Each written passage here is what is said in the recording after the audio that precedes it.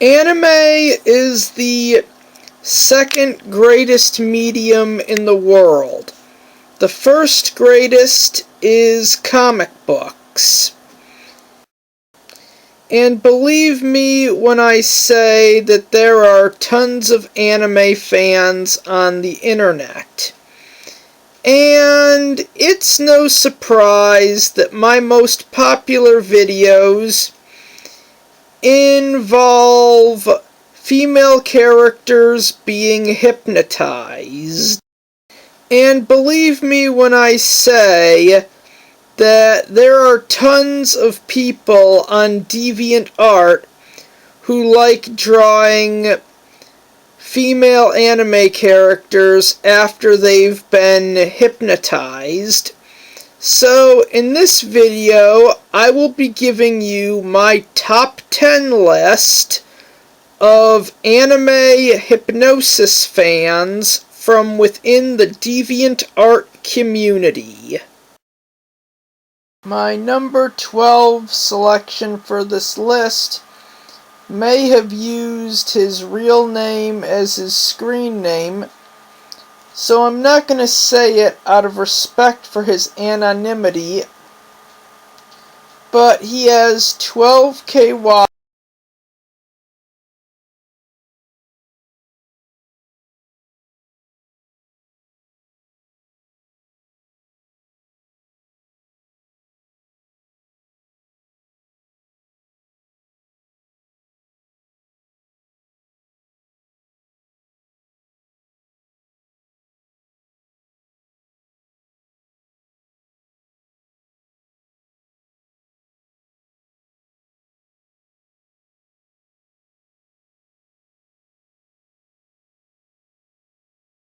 Andronicus 7. He has 10.3K watchers, 1.4M page views, and 2K deviations.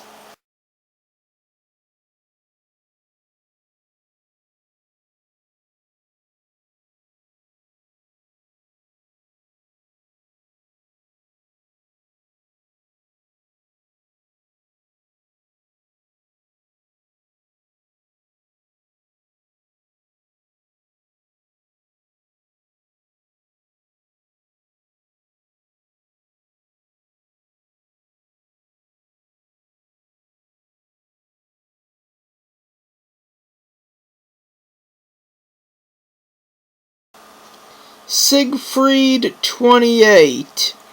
He has 2.5K watchers, 407.2K page views, and 200.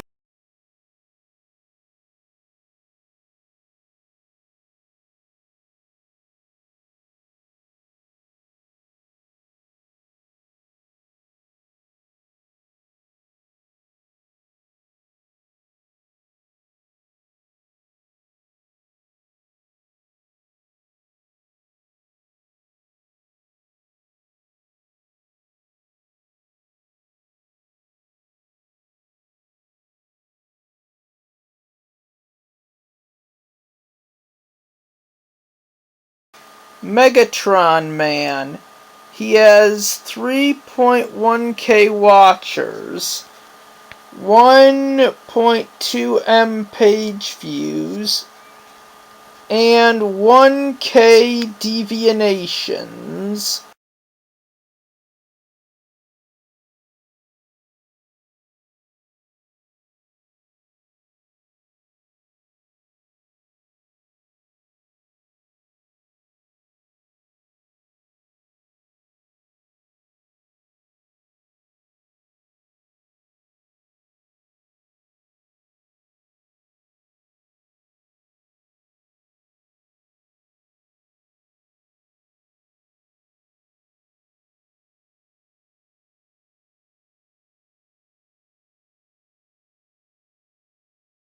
Paul Manning. He has 13.2K watchers, 926.4K page views, and 399 deviations.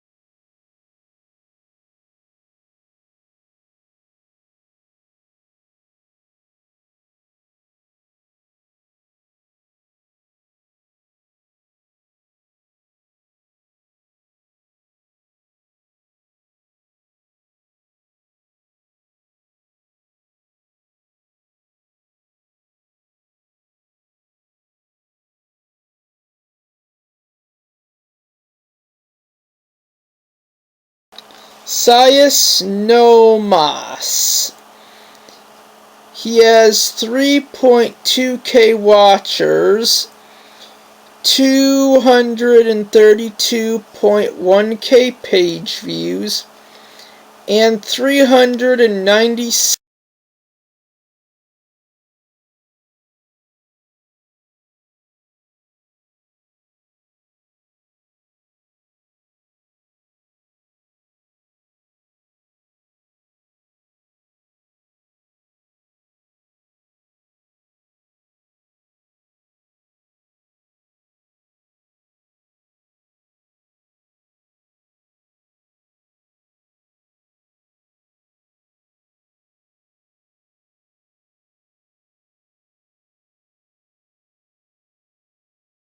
Hypnoloord X. He has 4K watchers, 860K page views, and 2.1K deviations.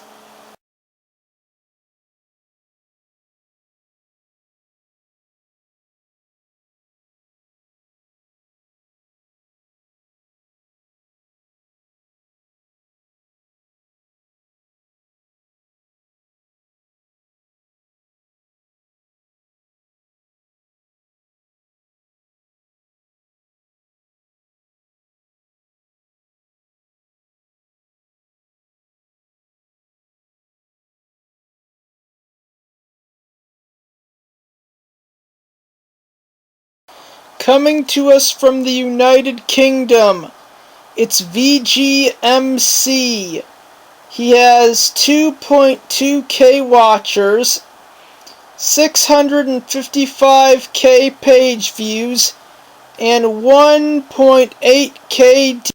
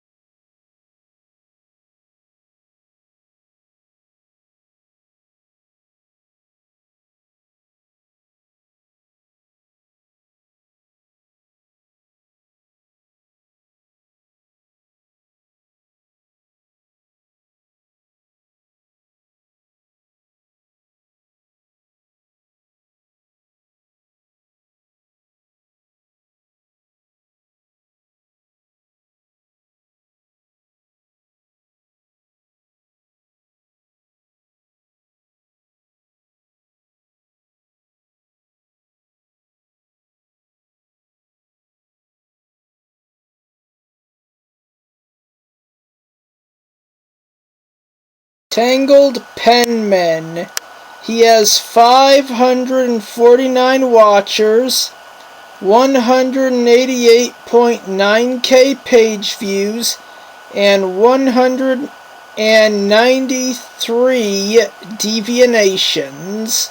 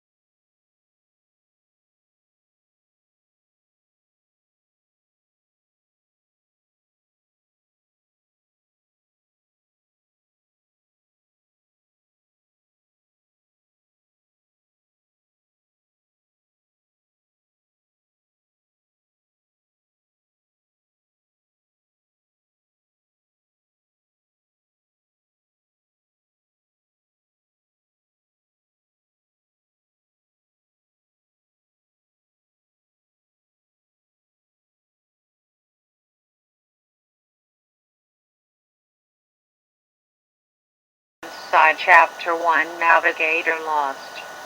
After a rather spooky adventure on the island of Thriller Bark, the Straw Hats along with newest crew member Brooke had stopped at an island to relax. It was a small island with a town populating most of it with a small jungle not far off from it. The Straw Hats had landed by the jungle and a few of them went to the town to do some shopping. Zorro, Chopper, Robin and Brooke had decided to stay on the ship and relax. Robin read a book, Chopper was making some medicine, Brooke played music to himself and Zorro was sleeping at the town. Luffy was off to find somewhere that had meat as always. Usopp and Frankie were buying equipment to make weapons out of. Sanji was shopping for food and Nami was shopping for new clothes. She seemed to always be in need of a pair after the results of the battles they faced, as they kept getting ruined. She had to hold back on buying anything expensive as well as the Straw Hats needed to make sure they had enough bellies to keep them going.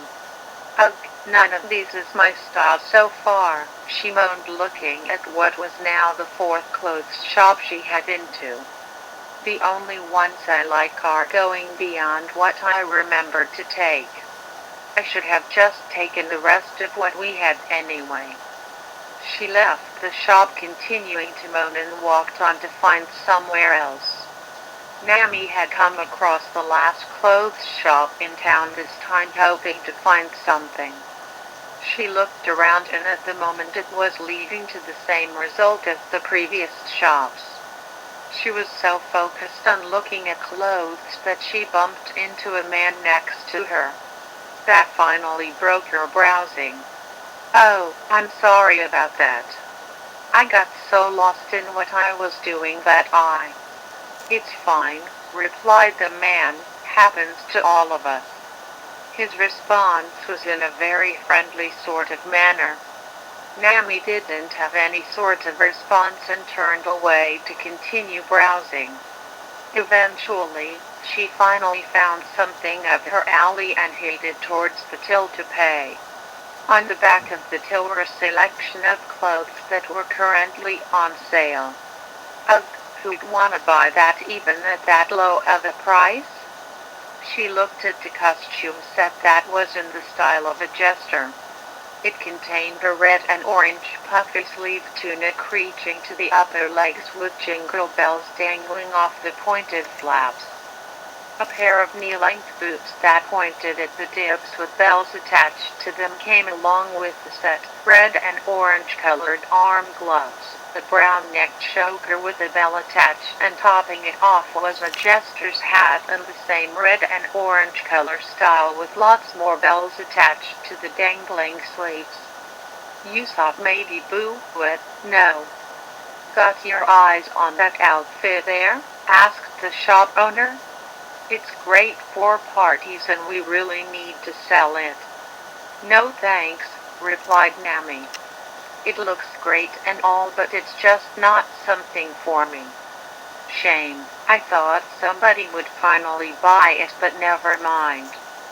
So just the shirt and dress, yes. Nami paid for her stuff and left the store feeling relieved she finally brought something. She felt hungry and went to find a nearby restaurant. She walked on in and was waited to a seat and given the menu. Just before you choose, said the waiter, we are completely out of meat. Out of meat? Fluffy, why? Fine, then I'll just have a tomato soup, please. Disappointed but satisfied with getting some food in her system, Nami decided to wander around the parts of town she hadn't seen yet. The town was big and there was still plenty of time to kill before she had to meet up with the others at the time they agreed to meet up at. Not every part of the town was as busy as the main square as Nami walked into a quieter part of town. Not as many shops were around, nor were there many people. Totally different atmosphere on this side. Any deader than this, and it's a ghost town. Just then she heard a whistle coming from a certain alleyway, turning her head towards where the sound was coming from. The whistling happened again, getting louder and louder. Is somebody calling for me? I know I shouldn't, but that whistling is starting to get on my nerves. Nami was known for having a very short temper when something or someone made her angry. She walked into the alley just so she could shut up whoever was there. Hey, cut it out, will ya? But to her surprise, there was nobody to be found when she got there. What a jerk. Taking off before I had the chance to do anything. HMPH. She started to walk back towards where she originally was until suddenly she saw some strange blue smoke covering the area. Hey, what is all this? Slowly Nami was beginning to feel dazed until she fell to the floor and passed out. Walking up behind her was a figure in a black hooded cloak that then picked up Nami and carried her away.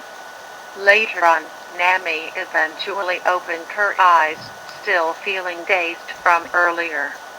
Her vision was blurry for a few seconds. Where am I? She said weakly, still trying to recover. Her eyesight finally regained focus, and the first thing she noticed was an empty brown room with benches and seats filling the room. Who would need this many seats in a place like this? Then she started to notice something else. 4 thick orange strings were in her side, so she followed them to where they lead to, leaving her in shock once she found out. The strings were tied up in a knot on the feet of a pair of knee-length boots with bells attached to strips at the top and on the curl tips.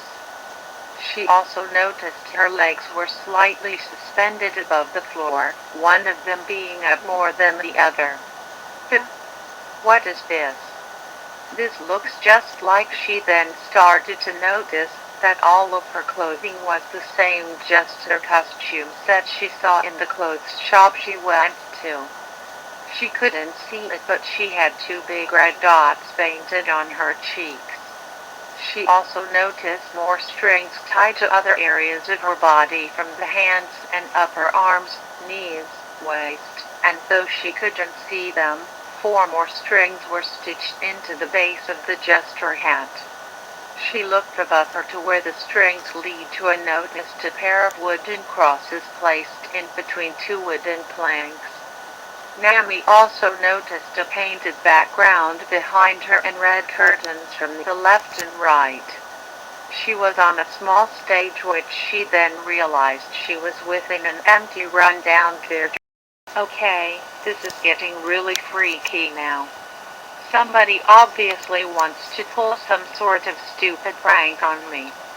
Who thought it was a good idea to dress me up in this stupid jet and string me up like a puppet? Nobody pulls my strings. Suddenly another thought came into her head that only made her situation worse. Wait a second.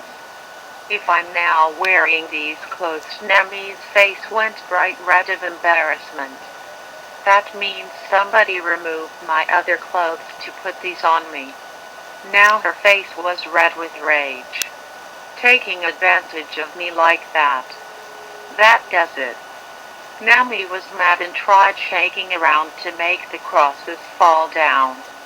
The numerous amount of bells on the outfit jingled frantically as she shook herself about, but the placement of the puppet controls made it too hard for her to force down.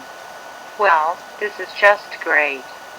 I'm stuck here looking like an idiot and I can't even move my arms down properly to try and untie these strings. That you are right. You aren't going anywhere, said a voice close by. Hey, who's there? Let me out of this right now. Just then somebody walked into the room from the side of the stage. Nami gasped when she saw who it was. You're that guy I saw in the clothes shop.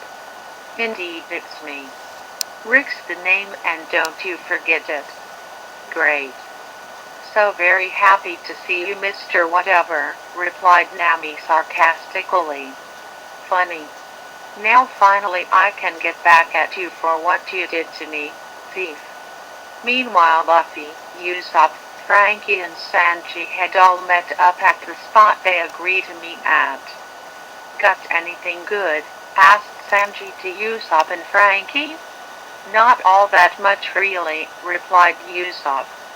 Just some upgrades to some of my previous weapons and some ingredients for ammo.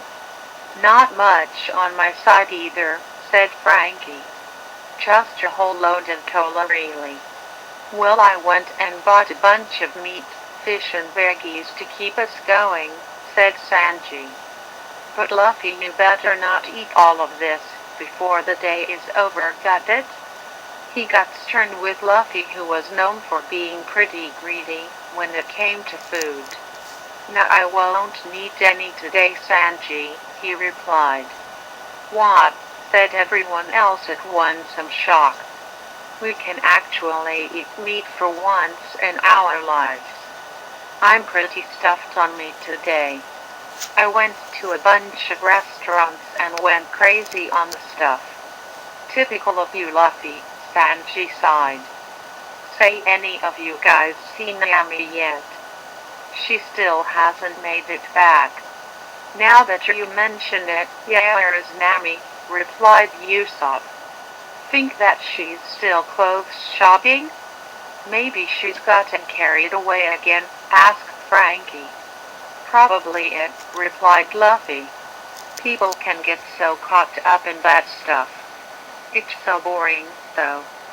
Wanna give it another 10 minutes? Asked Usopp. If she still doesn't show up, then we should all split up and try and find her. Sounds like a plan to me, agreed Frankie. Let's sit on that nearby bench and wait. 10 minutes passed by quickly and there was still no sign of Nami. Well then guess we better go find her, said Usopp, as the other got off the bench. Let's give everyone a half hour to look for her. After that time is up, then meet back here, instructed Sanji. Got it, replied everyone else, as they slipped up to different areas of the town to track Nami down. Look, I don't know who you are, said Nami angrily to Rick. Typical. Well, I sure as hell remember you after what you stole from me. Stole what? Elaborate. All of the gold I had safely locked up in my treasure chest, you stupid girl. Oh please, like that makes it easy to remember.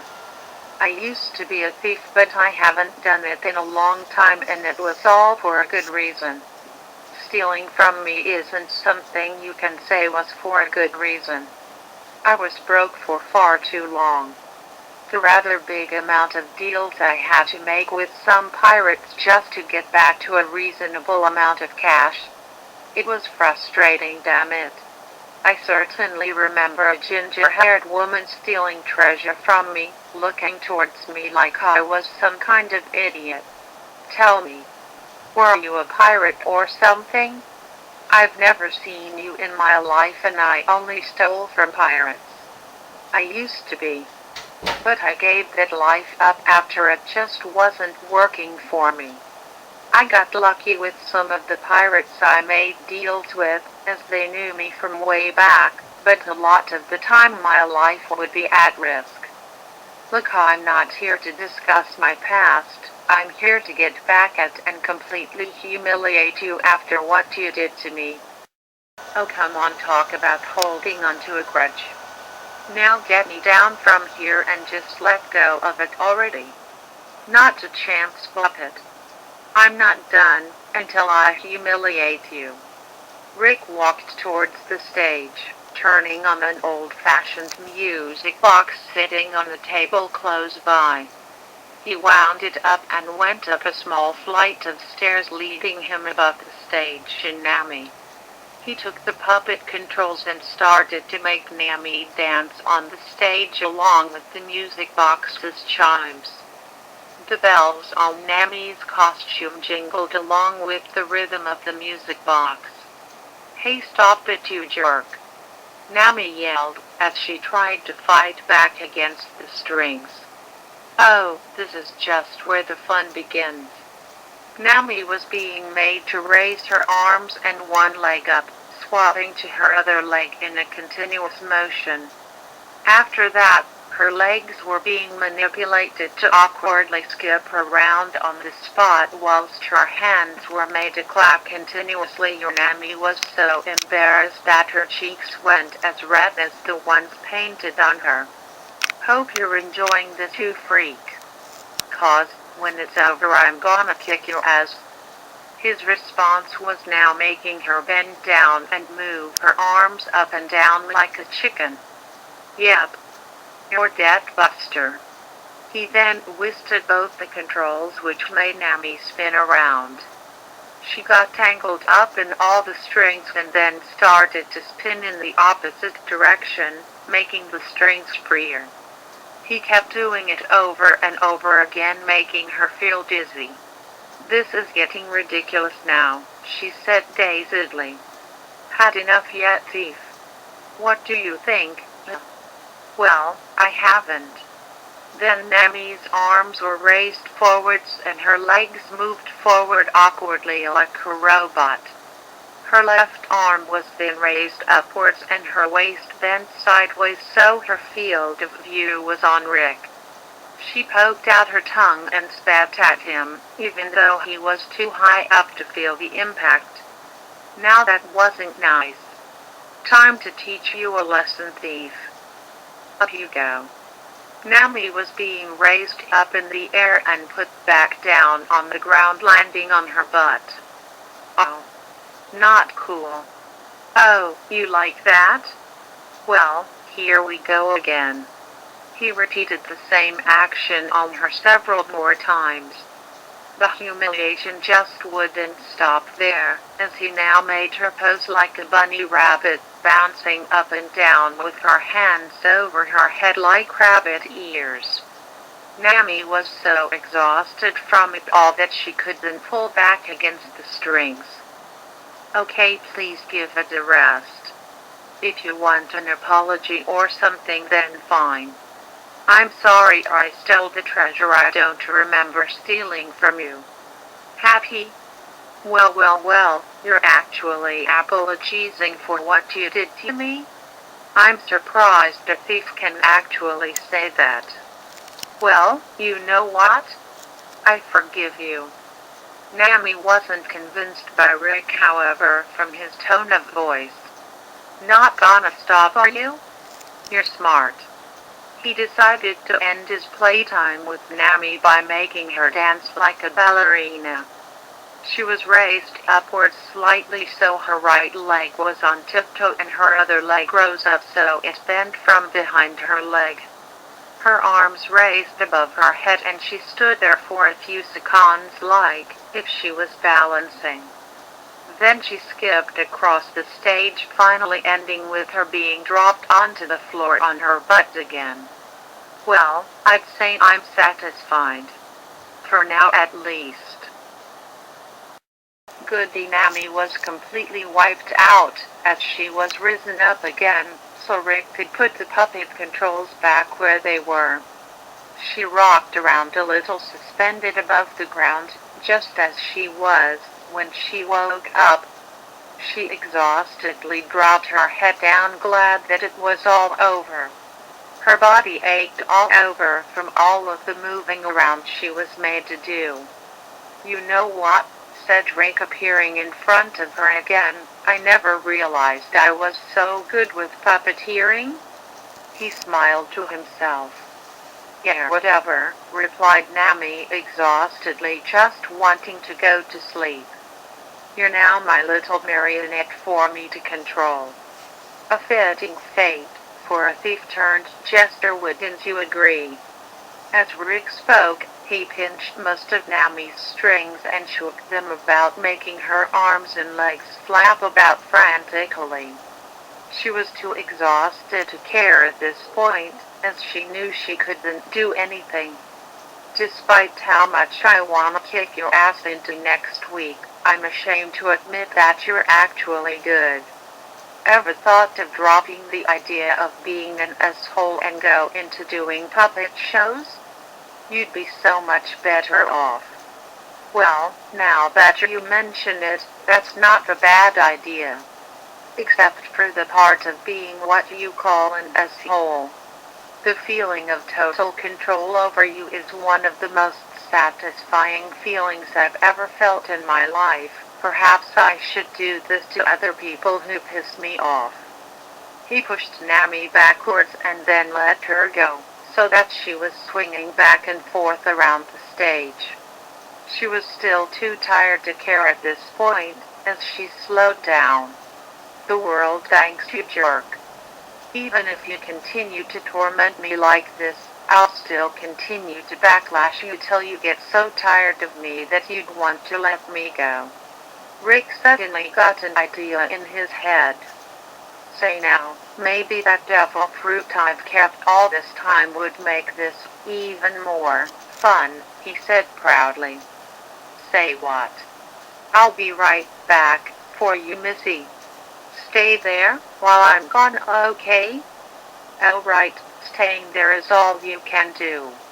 If my friends were here you wouldn't be ever doing one of these human puppet shows ever again." "Friends, you say? Well, you absolutely must tell me about them once I get back. Not like you won't have a choice anyway." Nami was hardly taking him seriously throughout all this, but those words that came out of his mouth made her slightly curious. "I'll be right back. Make sure not to miss me." "Oh, please don't go." "Who else will make me look like a complete moron?" she replied sarcastically. Rick didn't respond and took off smiling. Everything was now quiet, besides the occasional jingle of the bells on her hat from her moving her head a bit. "What kind of mess have I gotten myself into here? A guy who doesn't know the concept of letting go made to wear this dumb outfit, and an experience that never makes me want to see another puppet show again. One of the worst things is that guy could make me dance better than I ever could in my life. Why me?" Rick returned to the building carrying a purple devil fruit tucked in his arm. The base of it had swirls that looked never-ending, if it was looked at long enough. Nami had been sleeping for a bit and was soon woken up by him shaking her head strings up and down. That, along with the bells jingling frantically, woke her up in an instant. "Wacky wacky puppet thief. Oh wait, Puppet gesture is more appropriate for you because you're a laugh. Oh great, my favorite person in the world is back, she moaned. I know you love me. Sure do you ask. Well, you soon love me once I devour this fruit I've been saving until the right moment. What kind of devil fruit is that? Whatever it is, I'm gonna hate it, if it suits his needs. Down the hatch. Rick took a bite out of the fruit, munching it down as fast as he could. Nami watched slowly, beginning to worry about what kind of powers he would obtain. Rick had eaten most of the fruit but then suddenly dropped it, feeling something he had never felt before. This is it, yes, I can feel it. The power. Rick cheered in victory like it was the greatest thing in his life. Hey, you ever wanted to swim? Asked Nami wittingly. I hear it does wonders for devil fruit people. Try smartest, but I already know what's lost from eating this thing. I was a pirate, so no doubt I know about them. He now gained proper focus towards Nami, glaring at her eyes. Nami gave him a sarcastic smile, trying not to show any fear, even if she was a little worried inside. She suddenly noticed thin purple swirls in her field of vision. She went from looking smug to looking rather interested by what she could see. Rick's smile grew bigger as he watched her slowly lose that smile and gave more of an entranced look. Have you ever wanted somebody to be your master at all? He asked. Nami was fading out in her mind, trying to stay awake, but it was no use. Her mind switched off and her brown eyes went completely blank. Yes. That's wonderful, he smiled, feeling joyful inside that the fruit's powers were just as he was told about. How about I be your master? In fact, you will call me master. Yes, master. Your name. I didn't ask you before, so speak up. Nami. What a wonderful name. Perfectly suited for lovely woman. How would you like to be my puppet for the rest of your days? Yes. Wonderful. Fun times lay ahead. Now Rick felt even more in control than he ever did before. He couldn't help but do a slightly evil laugh, feeling accomplished in his victory. He rushed back up to the stage and was making Nami dance once again as he laughed. Nami was humiliated and now completely obedient to him. As far as Rick was concerned, he felt like the happiest man on earth.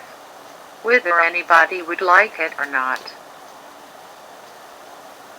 One side, Act 1, Chapter 2, Straw Hat Search and Rescue. Nami Swan, where are you? Yelled out Sanji, who was still on the hunt for Nami along with Luffy, Usopp and Frankie. They had been through most areas of the town, but they weren't getting any closer to finding her. Even the local townsfolk had no idea of where or who she was. They all met back up at the designated area where they were waiting for Nami originally. So nothing at all? Asked Sanji. Nothing, replied Luffy. Not a single clue at all, sorry guys. We tried, said Usopp. She's nowhere in sight, said Frankie. I know clothes shopping is something she loves and all, but this is ridiculous. This isn't her still going around clothes shops, Sanji pondered. Something is going on and I have a strong suspicion that Nami is involved. What makes you so sure? asked Luffy. Because I have a knack for knowing when my sweet Nami is possibly in trouble. If she were in trouble, then I don't see what it could be, replied Usopp. This town is pretty peaceful and everyone around here seems friendly. Then again, I suppose that could all be some kind of cover-up to trick us. Now those folks seem like good people, replied Frankie. We better search the area again.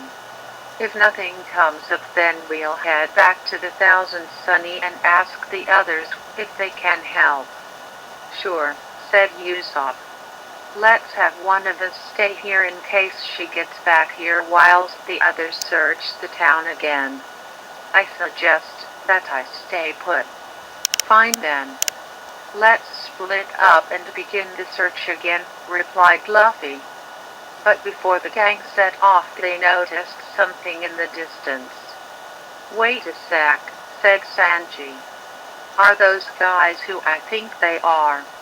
Everyone raised their eyes once they noticed. In the distance were a group of men dressed in familiar white clothing and armed with rifles. Oh great, not the Marines, cried Usopp loudly. The others covered up his mouth as quick as they could in case the Marines heard him.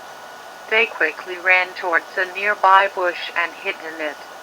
Great, that's all we need, said Sanji angrily. Those bastards are gonna ask the townfolk about us, said Frankie. They've all seen our faces now, so searching for Nami is gonna be a pain. Luffy suddenly thought of something. What if the Marines found Nami and captured her? What about the Thousand Sunny too? Replied Sanji. We better not waste any more time. Let's search for Nami again and try to avoid the Marines as much as possible. But I suggest that one of you quietly spy on them to find out any possible information on her whereabouts. Leave it to me, replied Luffy. I'll stay up high on the rooftops or something. But what about the Sunny? Asked Usopp. The Marines probably found our ship and the others are still back there. We parked near the beach on this island, so hopefully the Marines put their ship closer to the town's harbor, said Frankie. Still, I think one of us better go back and check up on it. Okay then, replied Sanji. Usopp, you get back to the ship to warn the others, whilst Frankie and I search the town again. But as quietly as we can. Sure, I'm down with that, replied Frankie. Then let's move out, said Sanji, as the team made their split to continue the search. Good luck out there, guys, said Usopp as quietly as he could. Hang in there, Nami, said Sanji, as he raced towards the town. Meanwhile, back at the abandoned theater, Rick was sitting at a table making a list of ideas he had on how to use his new powers for his personal gain. Since falling under his control, Nami had been staring blankly into the void after Rick took a break from playing with her. The silence broke as Rick turned in his chair to look at Nami. Look at you hovering around over there, he said with a smirk. Unable to do anything without my supervision, and now you are completely loyal to me. This is how you get revenge. He walked onto the stage to Nami and pinched her left leg string, raising it backwards so that her foot kicked herself in the butt. Quit hitting yourself, he teased, as he did it repeatedly. Nami didn't react to the impact at all, continuing to stare ahead blankly. Not a very talkative one, are you? He tried to get a reaction out of her by pushing her from behind like a swing, but even that didn't do anything. My powers must be stronger than I realized. As Rick stared at her blank, expressionless face, he grabbed her left hamstring and moved it so that her hand touched his cheek. His strong hatred of Nami was taking a backseat as he started to feel calm around her. The feeling of her hand stroking his face was something he had never felt before. He was slowly warming up to Nami the more he continued to look at her. You've been a good puppet, he said. Keeping quiet when I need to think, obeying my every command and only moving when I make you move. The person I've hated for so long is finally the person I want you to be. Rick let go of Nami's arm string and watched it swing around until it stopped. You are allowed to speak now. Thank you, Master, replied Nami, now showing a smile on her face. I'm so happy that I'm the puppet you always wanted. A thought came to her head and she looked around the stage and the empty seats in front of her. I wonder if I could be a puppet that performs for other people too? Rick wasn't expecting Nami to have her own thoughts while under his control. He wanted to hear more, so he let her continue. Master, do you think I could be the greatest puppet in the world? Rick liked the sound of that, so a big smile appeared on his face. Why, of course you could, my Nami. Why, you've got a master who can puppeteer you like an expert. Are you saying that you want to stay with me and become a traveling duo?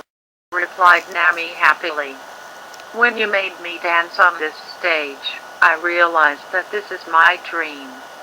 I want my strings to make me dance for millions of people.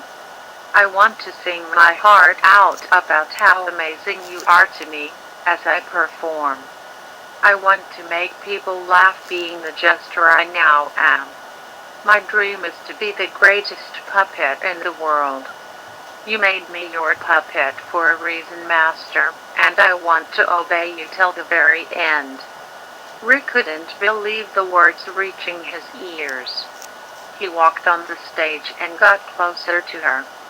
My precious puppet. You probably don't remember, but you once told me that I should go into doing puppet shows. Maybe you were right about that. But the only puppet I'll ever need is you, he told her. I'd love to take you with me wherever I go. You'll perform for millions and make me so damn rich beyond my wildest expectations. You may not be made of wood or other materials like normal puppets, but a human puppet act is rarely seen, so you'll stand out from the crowd. My plans were to create an obedient army of slaves to take down anybody who would dare mess with me. But you've opened up my eyes to an even better future. Because I'm ordering you to do it, Nami, you will be able to have your dream come true. Oh, Master, thank you. If I could move myself, I'd cuddle you. Rick liked Nami's gesture, so he pinched both her hamstrings and moved them to make her arms wrap around him. Nami closed her eyes happily. It's my pleasure, Nami. He let go of her strings and looked at the empty seats in the room. Well, I suppose we better get practicing for you becoming a star. Let's get you dancing, girl. He darted towards the music player and put on an uplifting tune before running up the stage stairs. He grabbed Nami's controls from above her, which got her all excited. I'll do my best, Master, Nami called. Well then, come on, Nami, let's dance. He started making her dance on the stage perfectly in sync with the music. Nami cheered. This is so much fun, Master. How about making up a song for me as well, he told her. With that, Nami started to think of lyrics on the fly as she danced around. In only a short amount of time, she made up some words like she was an expert. Jump up, everybody. Move your feet along to my beat. Clap your hands, everybody. If you want to keep up with me. Sing along, everybody. My super cute song will make you say how sweet. Dance with me, everybody.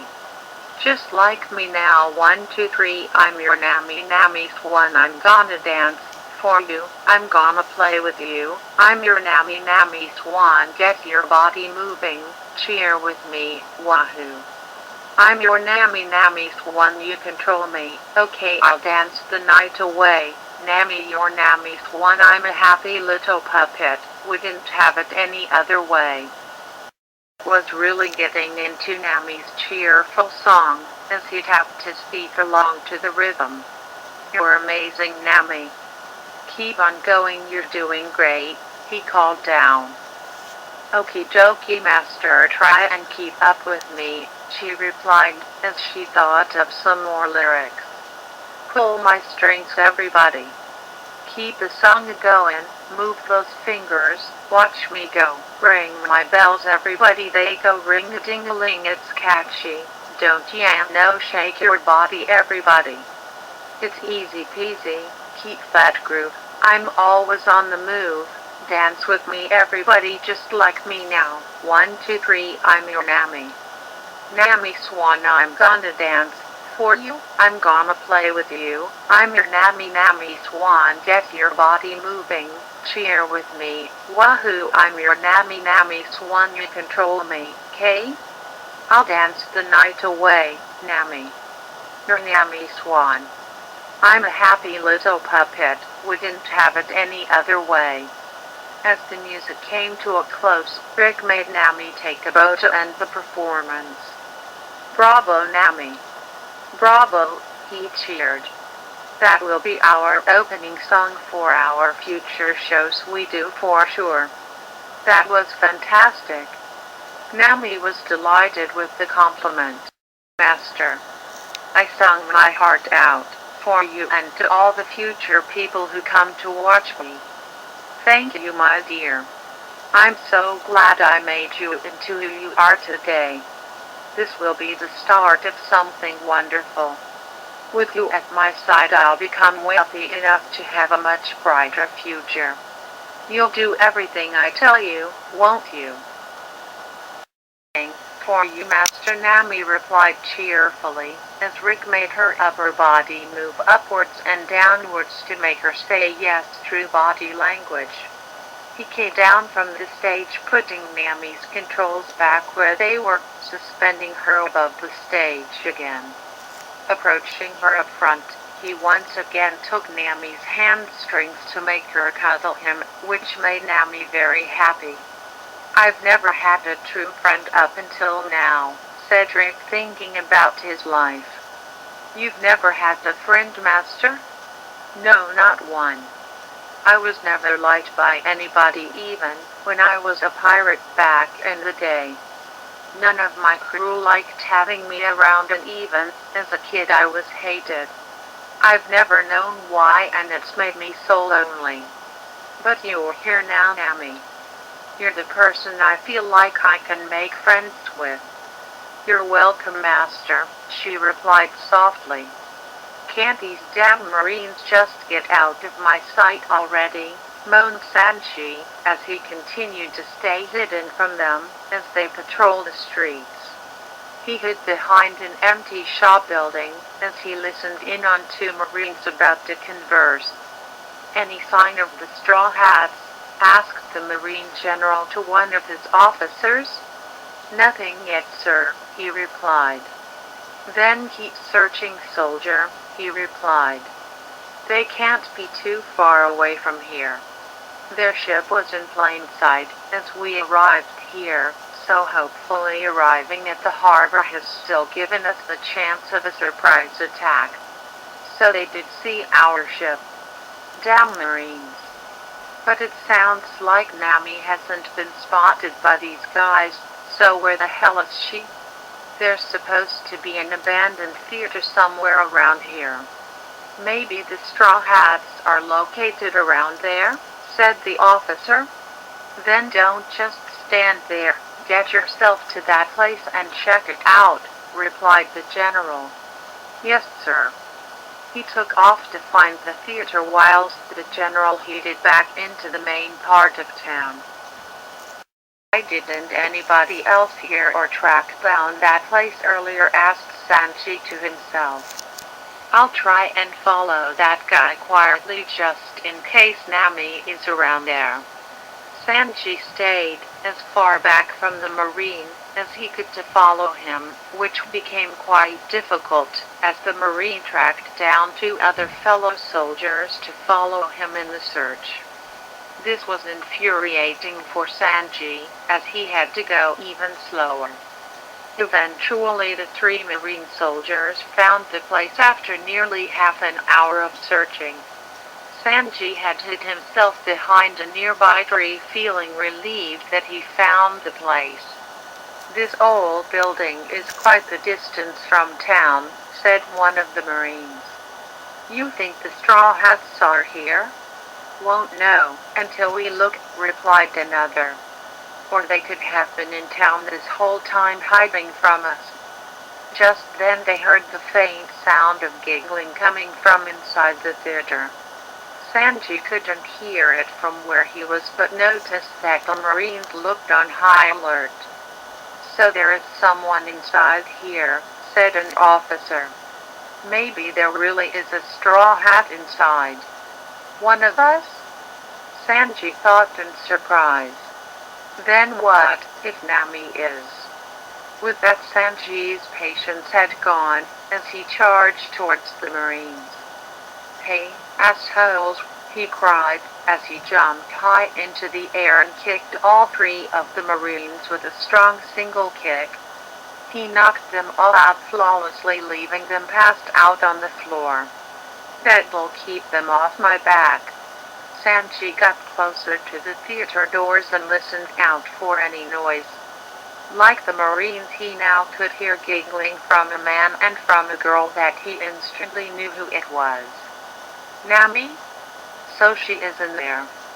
Inside the theater, Nami was being made to dance on the stage again, with Rick controlling her. "This is the best, master," she said happily, being made to jump from the stage, followed by graceful twirls. "Glad you're enjoying this, my sweet Nami," replied Rick.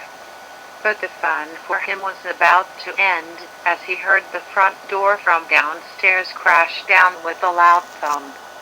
"What on earth?" he cried, almost dropping the marionette controls. "What's going on?" replied Nami worryingly. "I'm getting scared, master." Rick began to feel slightly worried himself. They both heard footsteps at a fast pace, getting louder and louder. "Nami, are you in here?" cried Sanji, as he ran up the first of two flights of stairs towards the main stage. "Wait a minute. Someone is here, for you?" asked Rick to Nami. But before she could reply, Sanji finally arrived at the stage. "Nami, so you were here all this time," he cried happily in his lover-tone of voice. But upon closer inspection his joy turned into shock. "Why are you a puppet? That outfit too. What's going on here?" "Who are you, trespasser?" called Rick from above the stage. From where Sanji was, he couldn't see him. Sanji started getting angry. "Who's there? Come out and show yourself." Rick was hesitant at first, but suddenly remembered about his new powers that the devil fruit gave him, which boosted his confidence. He put Nami's controls back and walked down the stage to confront Sanji. "So you're the one breaking into my new home," he said in a menacing tone. "You dare come in here and frighten my dear sweet Nami?" "Your dear sweet Nami," replied Sanji furiously. "How dare you say those words, when you've clearly captured her, strung her up like a puppet for your own personal gain, and dressing her up like that? I'll kick your ass, you creep." "Stop being so mean to my master," cried Nami. Sanji froze in shock at Nami calling him that. "Master? Nami, what are you saying? Master has been so kind to me. I'm gonna be the greatest puppet the world has ever seen, with my master right beside me. You're scaring me, you big bully." Sanji was horrified and couldn't speak a word. "I don't know who you are, and why you know Nami, but you can't accuse me of doing anything when this is what she really wants," said Rick, sounding more menacing than before. Sanji turned towards Rick, now filled with rage. What have you done to her? Stop it, replied Nami. My master hasn't done anything bad. I've simply helped her realize her dream. I won't have you scaring my precious ticket to fame and fortune any longer. Sanji was ready to beat the snot out of Rick until he noticed something on the table where Rick wrote a few notes. It was his devil fruit with a few bites taken out of it. He thought about Nami calling him master and managed to put the two and two together. He smirked at Rick, showing no signs of anger. What's gotten you so happy? He asked, still showing confidence in himself. Rick glared intensely at Sanji's eyes as he was preparing to make use of his powers again. Without a single word spoken, Sanji launched his right foot towards Rick's face and gave him a powerful kick dead on. Rick was pushed back at a fierce speed as he crashed into the wall and landed on the floor, passing out in the process. Nami was about to scream seeing Rick injured, but just then she shut her eyes and blanked out for a few seconds. She opened them up again and noticed something strange. Hey, wait a sec. Where did that freak go? He's right up in my face. And then she turned her head towards the right, where she saw Rick lying on the floor with Sanji looking down upon him. Now he's on the floor and Sanji is here? Okay, does this guy have warp speed or am I missing something here? Sanji's attention quickly turned towards Nami, hearing her voice. Nami, are you alright? He asked. Nami remained silent for a few seconds, looking agitated. Does this look like I'm okay to you? Unless you're into this kind of thing? Sanji now knew that the Nami he heard a few moments ago was her being under the influence of some kind of hypnotic powers from Rick's devil fruit. He ran up to the stage happily. Nami-kwan, you're yourself again, he cheered. Myself? What are you on about? Don't worry about it. Right now we better get you out of here. Oh, finally, she replied with relief. I'm so sick of being a puppet, you have no idea. Get me down from these strings. Of course, Nami, my dear. Sanji quickly untied the strings off Nami's body, and once she was freed she sat down on the floor feeling exhausted. Give me a sec, Sanji. My body aches from being up there for so long. That may have to wait cause we got to get out of here. Marines are patrolling the island looking for us and they might show up any second after I knocked out some of them out near the entrance. Oh, great of all the times. I got to find where the creep put my previous clothes. I'm not leaving here looking like this. Marines. Nami and Sanji looked towards Rick, who had managed to wake up. Sanji kicking him into the wall left him in a lot of pain, so he was struggling to move. If Marines are chasing you, then that must mean we're a pirate too, freak, Sanji told him. Straw Hat Pirates to you. Straw Hat Pirates? I've heard stories of your crew taking down some of the most feared pirates in the Grand Line. Nami, my dear, you didn't tell me that you were one of them. Nami, my dear, she replied in confusion.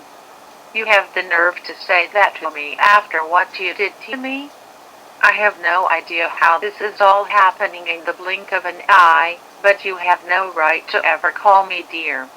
But Nami, what about our dream together? Dream has that kick to the face made you crazy? Oh wait, you already are, so why do I ask?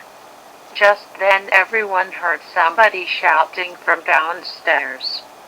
Those straw hats must be in here. Marines, get in there and capture them.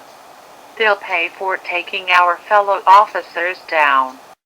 Oh great, looks like the uninvited guests are on their way, said Sanji. Nami, we got to get out of here now. But Sanji, my clothes, she replied hesitantly. I got to get them back first. My purse is with them as well. How much was left in it? Not a single belly left. I spent it all. I'll get you a new one some other day then, there's no time. Ugh, fine. This is the most embarrassing situation to escape from the Marines ever. Don't fret about it, Nami. You look stunning in that outfit anyway. No matter what you wear, you'll always look gorgeous. Nami didn't pay attention to him acting like a romantic and slowly got up on her feet. Rick weakly held out his hand towards Nami. Please. Don't go, Nami, he said, as Sanji and Nami looked towards him. After what you did to me? I'm getting the hell out of here. I'm done being your puppet. Please don't go, you're the only friend I've ever made. Friend, yet I'm done here, let's go, Sanji. Right with you, he replied, as they both made the run for it to take care of the Marines coming towards them. Nami Rick lay helplessly on the floor, feeling like he had lost something precious to him. Thoughts of the Nami he wanted echoed through his mind. Sanji managed to take care of the Marines inside the theater with Nami staying behind him, as she didn't have her glim attacked on her. They finally made it outside where there were no Marines in sight, at least for now. Now's our chance to get back to the ship, said Sanji. Think you're ready to run for a good distance, Nami? I should be. Yeah, but when Marines are after us, then I'm not slowing down. Okay, but if you're ever too tired to run, then I'll carry you the rest of the way. Nami wasn't too keen on Sanji carrying her around. Nah, I'm good. I'm a lot more capable than you think. Then follow my lead, Nami. We'll meet up with Luffy and Frankie and make our way out of here. With that, they both ran as fast as they could back towards the meeting point, making sure to stay hidden from any Marines patrolling the area. Eventually they made it to the meeting spot and hid in the bushes. They were the first to make it back, so they waited to see if there was any sign of Luffy and Frankie. Those guys better make it back quickly, said Sanji, as he looked around. Knowing their luck, they've got an angry mob of Marines following them, replied Nami. Just then they heard loud screaming in the distance and took a closer look towards where the noise was coming from. Upon closer inspection, they both sighed with annoyed looks to their faces. Maybe I should become a fortune teller. In the distance was Luffy along with Frankie, running as fast as they could away from a herd of Marines chasing them down. Get back here, straw hats, they cried. Luffy, Frankie, over here, cried Sanji, as he came out from the bush to signal at them. I found Nami, so let's get out of here. Sanji and Nami, cried Luffy, as he and Frankie looked up ahead. Finally we found her. Yet, and what's with the costume? Asked Frankie, looking at Nami's jester outfit. Was she doing street performances this whole time? Hey, maybe she's really good at jokes and stuff, replied Luffy. Jesters are so funny. Guys, over here, let's go, called Nami, as she and Sanji took the lead in running away. Luffy and Frankie started running faster to catch up with them, and together they made a plan. We got to go through the forest to reach the ship, Nami explained. Let's try and lose them through there. Got it, replied the others, as they picked up the pace. Managing to get away from the Marines far enough to carry out their plan, the gang finally arrived in the forest, where they took a diversion off the path to make it back to the ship. Eventually the Marines made it to the forest as well, not stopping for a second. Spread out Marines ordered the general. Find those straw hats and take them down. Yes sir, they all replied, as they split into several groups to find them. Nami and the others now had to move as quietly as they could through the forest so they could make their escape.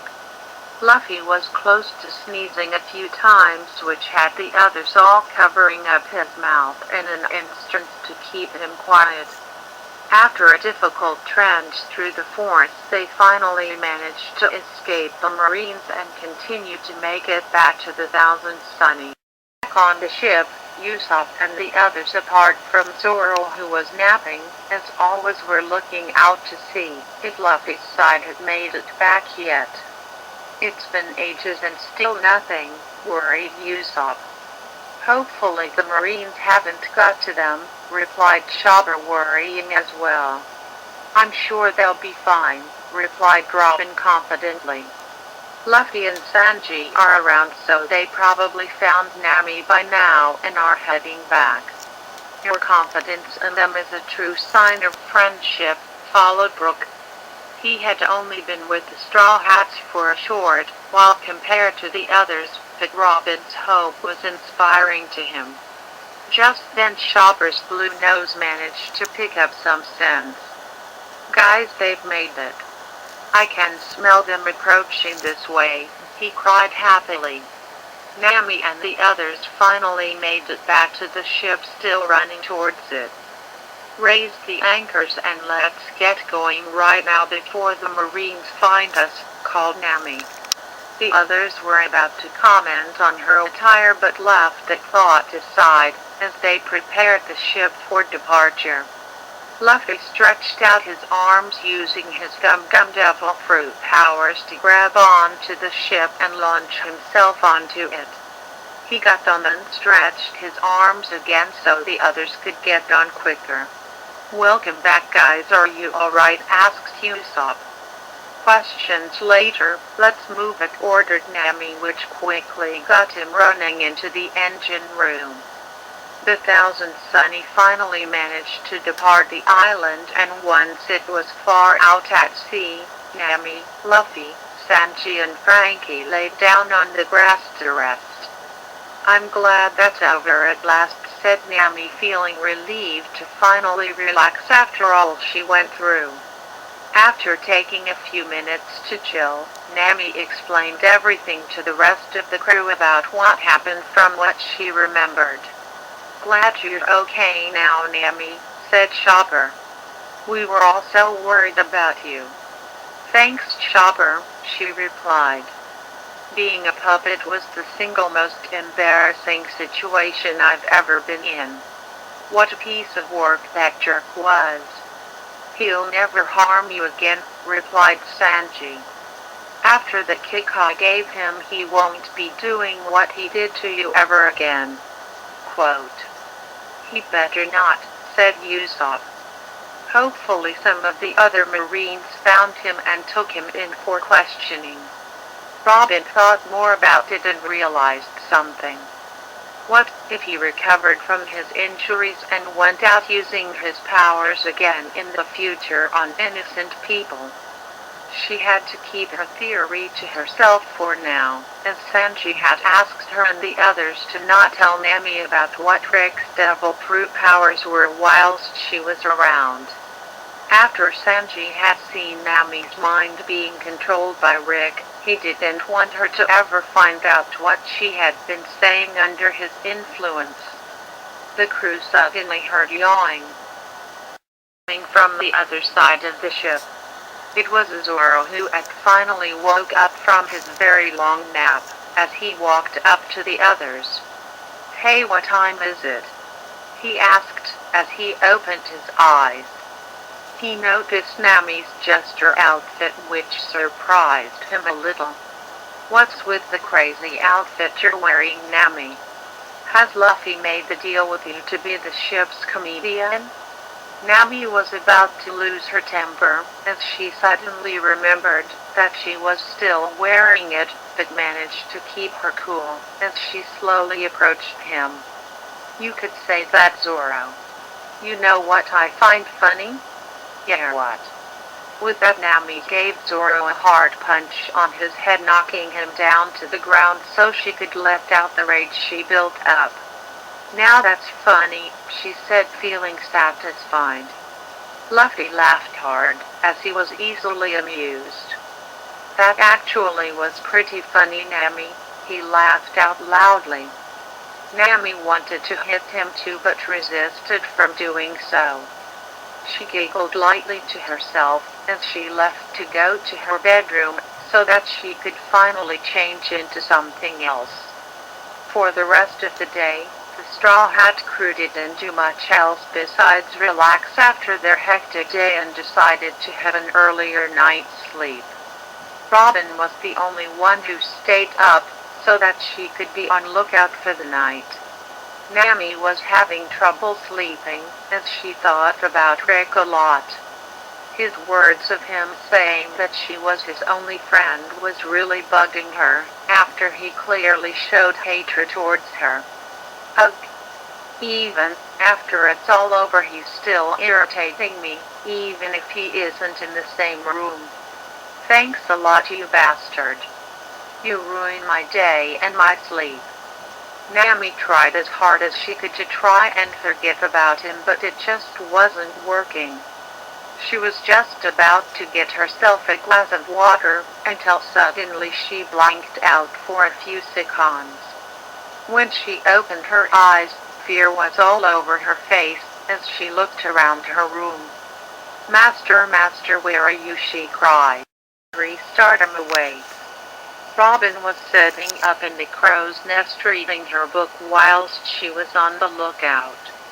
As deep into her book as she was, she couldn't stop thinking about Nami. Although she had been rescued from her predicament with Rick, something just didn't feel quite right to her. Should we just move on from this so soon? That man's devil fruit powers, from what was described by Sanji, feels too dangerous to be left alone. We still don't know how his powers truly work, and if anyone affected has some kind of permanent mental mark from it. I should try and talk with Nami about it in the morning. She tried to get back to her book to take her mind off the situation for a while, but it proved difficult. As she continued to read, she was unaware that there was someone outside of the crow's nest slowly climbing up towards it. The individual very quietly opened the door to come inside, not making a sound. Robin was still very focused on her book and didn't hear a thing up until she heard the sound of the bell jingling. Robin was startled and could only think of one thing on the ship that sounded like a bell. She slowly turned around. "Is that you, Nat?" But before she could finish, Nami, dressed back in the jester outfit, charged at Robin and wrapped her elbow around her mouth as tight as she could. "Nami, what are you doing?" she muffled, as Nami pinned Robin down on the floor with her boot. Robin's fears were worse than she had anticipated. Nami wasn't acting like herself at all, as she restrained Robin down with a force that shouldn't be possible for her normal physical strength. It must be hypnotic suggestion. That man's devil fruit powers are far more dangerous than we imagined. Robin was about to use her flower fruit powers to restrain Nami, but Nami had now used her other hand to push down on Robin's neck where a pressure point was. Robin tried as hard as she could to resist, but it was too late, as she then passed out on the floor. Nami stood there looking at Robin with no emotion at all, before she left the crow's nest. She quietly headed downstairs to the soldier dock system to leave 1,000 sunny by the Sharoma Cuba I, a modified waiver that Nami obtained during the Straw Hat's adventures in the Sky Islands. Without waking anybody else up, Nami made her escape and headed back towards the island where all the trouble started. After about 45 minutes of traveling across the sea, Nami landed back at the island, parking her waiver at the town dock. Without any hesitation, she ran as fast as she could back to the abandoned theater to find Rick. "I hope my master is okay after that mean chief beat him up," she said. "I have to help him now." After another half hour of traveling, she found herself back at the theater but stopped to see that a group of Marines and a general were standing by the entrance. "Oh no, not the scary soldier guys," cried Nami, wondering what to do. The Marines strangely didn't go after Nami but instead moved out of the way to let her inside. "You're not gonna take me away." "Master is waiting for you," replied the general. "Please go inside." Nami didn't question their strange actions, nor did she pick up on them, as she was still hypnotized herself. She dashed on inside and found Rick waiting for her on the stage. "Master, I found you," she cried and ran over to give him a cuddle. "I'm so glad you came back to me," he said with relief. "I was worried that you would never return to my side after my strength wore off. I don't know how or why my hold on you returned, but I'll take what I can get." "I won't ever leave you behind ever again, Master," replied Nami, as she stopped cuddling him. "What about the rest of the Straw Hats, though?" Rick asked, suddenly remembering the beating he got from Sanji. "Are they where you've left?" "Well, there was a scary lady who was keeping watch, so I knocked her out so it would give me time to escape." Rick grew quite worried. "Oh no. Once she wakes up, then they'll come back here to take you away again and turn you into one of them." "Nami, that was very reckless." "Oh Master, I'm so sorry," replied Nami sadly. "I thought it would be the best way to escape the bad guys in case I got spotted. What's done is done, I suppose. In any case, I think it's best we leave this island and never come back, now that they will be after us." Nami was shocked and took a look around the theater. "So we have to say goodbye to this place?" "Yes, my dear, but we will find a new theater to perform in. A bigger and better one, and plenty more after that one. You'll be a star across the Grand Line and even beyond that. We have to keep traveling to meet fan demands after all." Nami sighed with relief that her new dream wasn't ending anytime soon. "Yeah, I guess you're right. Then we better get out of here as quickly as possible before those Straw Hats find us." "Now you got the right frame of mind. But before we set sail, I think that it's time for you to have a change of identity." "Change of identity?" Nami was puzzled at the idea, so Rick focused his eyesight on Nami and began to use his hypnotic powers. "You are not Nami of the Straw Hat Pirates anymore. Having the name will only give you a bad rep for those Marines to chase after you, and when we were on our show tours. You will be given a new name as of today that you will stick with for the rest of your life. Your name is now Jinglet Marionette. Repeat to me your new name." "My name is Jinglet Marionette," relayed Nami in monotone. "My name is Jinglet Marionette." "Well done, Jinglet." Rick snapped his fingers and Nami was back to her more energetic, hypnotized self. "I love my name," she said. "It's perfect for me, Master. Only doing what I can to please you, Jinglet, my dear. Now then, it's time to make our leave." Nami searched around the place looking for something she desperately wanted back. "Where's my strings and controls, Master? I can't leave without them. Already got them packed up, Jinglet. I'd never forget the most vital essentials for what will make you a star. That's the relief. The sooner I'm strung back up, the better. I'm so happy that I just want to dance. Time for that, after we secure a ship and leave. Let's get to the harbor quickly before the Straw Hats find us. There's another harbor on the other side of town where the rich people park their amazing ships. We can take one for ourselves and avoid the Straw Hats if they show up. Lead the way, Master.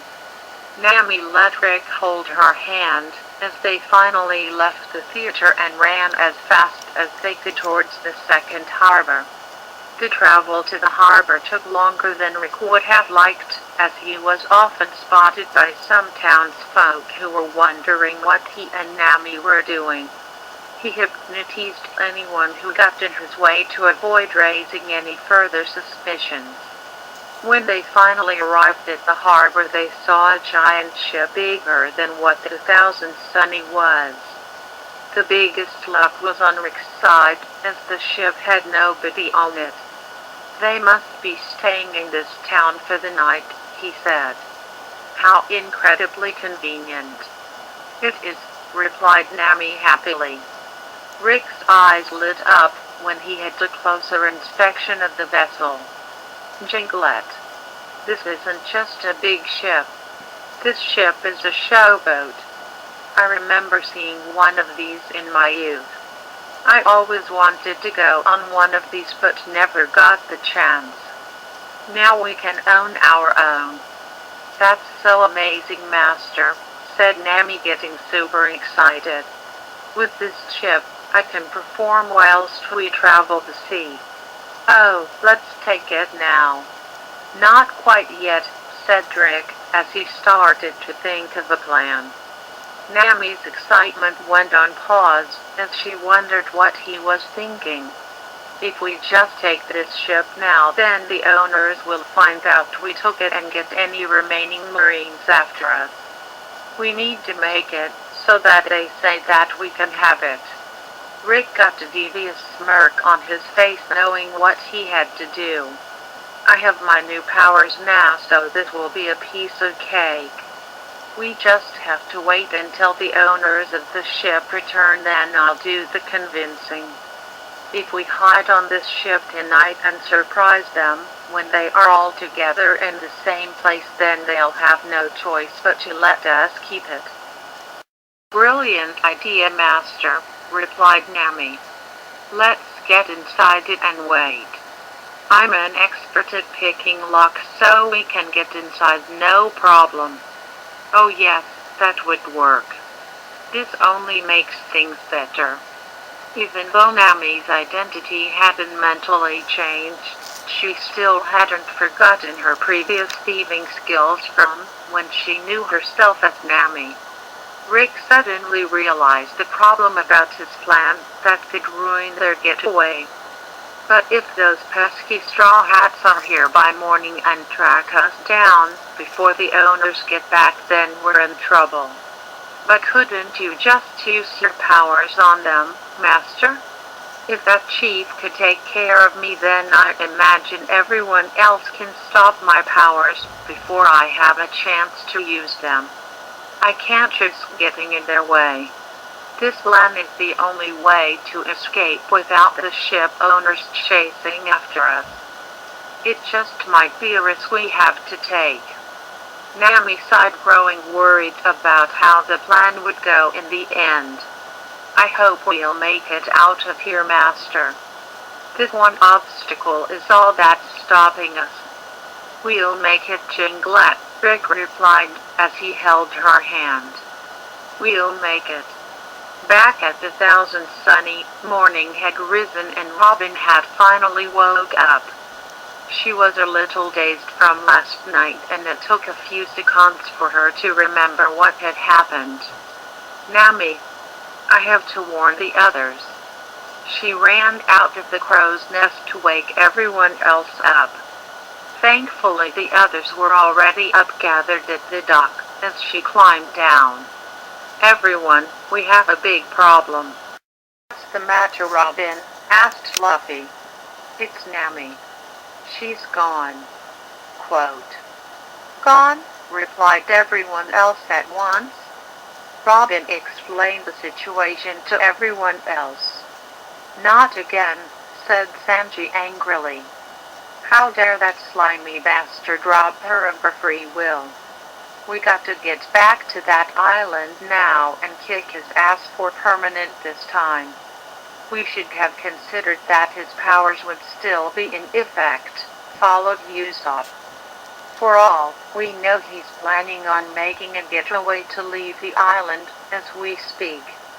"Then let's get there before he gets the chance," replied Luffy as he clenched his fists. "I'm already on it," said Frankie as he prepared the ship to change course back towards the island. "Let me join you this time," said Chopper. "I want to give that guy a piece of my mind too." "The more the merrier," replied Luffy. "Let's get our friend back for good this time." The Thousand Sunny went into Channel Zero mode, changing it into Paddle Wheel Sunny, and the ship picked up speed quickly. The Straw Hats weren't wasting any time in getting back as fast as they could. Meanwhile, Rick and Nami had been staying inside the empty showboat through the rest of the night and were still waiting for the owners to come back.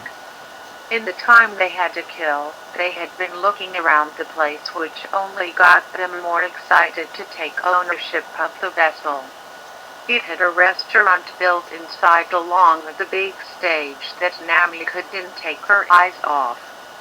She desperately wanted to be strung back up that night, but Rick told her to wait until they secured the ship. They were currently waiting inside the control room for anybody to show up. "See anyone yet?" asked Nami. "The wait is killing me." "Not yet, Jinglet. Given by how crowded the town is from what I can see right now, they should hopefully be on their way soon."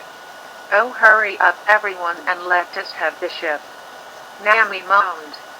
"I want to get started on my dream already." Luck was on Rick's side as he finally saw a large group of people heading towards the ship. "Looks like the wait is over," he told Nami. "Everyone is finally arriving. Yay. About time." Once it got to a point where nobody else was coming on board, Rick and Nami got up and were ready to take action. "Boats come to Daddy," said Rick excitedly as he and Nami headed straight for the main hall where the stage was located. The people inside were all talking amongst themselves, waiting for the ship to take off. Rick and Nami were able to sneak their way inside the hall and hide backstage.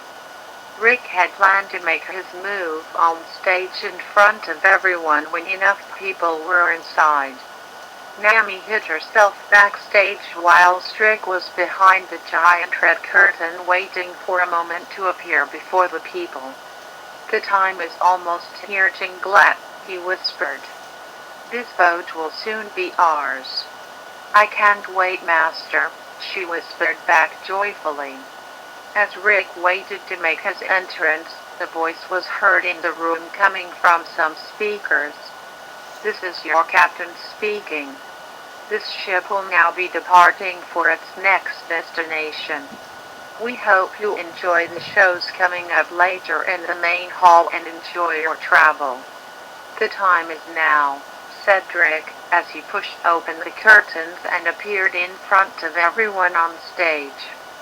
"Ladies and gentlemen, welcome aboard my wonderful ship." The audience looked on in confusion as Rick became the center of attention. "Who's this wannabe?" said a smartly dressed man. "He looks pretty desperate for attention." "Is this the owner of the ship?" "He doesn't look it at all," said a lady. "I know what you're all thinking right about now," continued Rick. "Who am I and what am I doing here?" Well, if you all continue to pay attention, I'll tell you. Rick put his takeover plan into action, as he focused on every person in the hall and started to use his hypnotic powers on everyone. I'm your master now, and you will all be obeying my every command from now on. Yes, master, replied everyone at once, feeling deep under his power. Fantastic. I'm the owner of this ship, and nobody else can tell you otherwise. You can continue on with enjoying your stay here on my ship, but you are all completely loyal to me. Nobody leaves this ship until I say so. Yes, Master. Rick finished using his powers on everyone, and by the end, he felt quite exhausted. Never felt like this before. I guess taking over this amount of people at once takes its toll on me. He regained himself and looked at the crowd, staring blankly at him, feeling proud of what he had accomplished. Well then, everybody, I shall be personally putting on a little puppet show for you later on today. In the meantime, feel free to enjoy your stay whilst I go and make preparations. Back behind the curtain, Nami was getting hyped up at being able to finally perform in front of others for the first time. Finally, my dream can start coming true. Master is so cool. Rick went back behind the curtain and walked on over to Nami with a smile. She ran up to Rick and gave him a big cuddle. Oh, Master, thank you so much. I'm so excited you have no idea. Glad to hear it, my lovely Jinglet. Now then, we better start preparing you up for the show, shouldn't we? As Nami jumped up and down with delight, Rick looked upwards to see how high up the upper level of the stage was. I think we are going to need some longer strings for this show. We best check out what's backstage after I take care of the captain driving this vessel. He's the only one left to take care of, so you stay here whilst I get him to obey. Got it, Master. Elsewhere, the Thousand Sunny was getting closer to returning to the island, still going at max speed. The crew were holding on tight to whatever was close to them to avoid being blown away. I see the island up ahead, called Frankie. I'm gonna slow the Sunny down, so let's get ready to make a dramatic entrance and track Nami down. Let's catch that hypnotizing bastard and give him what for, replied Sanji. He'll pay dearly for what he's done to our friend, said Chopper, looking prepared to fight. Be aware that the Marines may still be on the island ready for us, replied Robin. Not only could they be possibly under that man's control, the townfolk also. We can't harm any of those innocent people. As the ship got closer to the island, Usopp used his telescope to find the place to land and noticed something in the distance. It's the Shiromacube Eye. Nami's here all right. Frankie parked the ship at that harbor up ahead. Got it, Usopp. As the ship landed at the harbor, everyone jumped off the ship and split up to find Nami. Luffy, however, jetted himself into the air with his gum-gum rocket move to get ahead of everyone. It wasn't long until some Marines along with some hypnotized townsfolk appeared in various locations to try and slow down the Straw Hats. As Robin predicted, some of them were under Rick's control given the lifeless looks on their faces. Whilst the Straw Hats battled their way through the town, the showboat had already left the island and was nowhere in sight. Their mission to rescue Nami had failed before it could even start, and they wouldn't know of this until much later. Hours passed, and in that time Rick had hypnotized the captain and was currently putting on a show with Nami all strung up. The audience loved her, as they gave her many claps and cheers. Nami was filled with so much joy as she sang some songs and watched her strings making her do various dances. After the show was over, Rick unstrung Nami so that she could give him another cup. Me, Master. They really loved me, she cried happily. You were wonderful, Jinglet, my dear. I knew that your first time in the show business would be a success. I never doubted you for a second.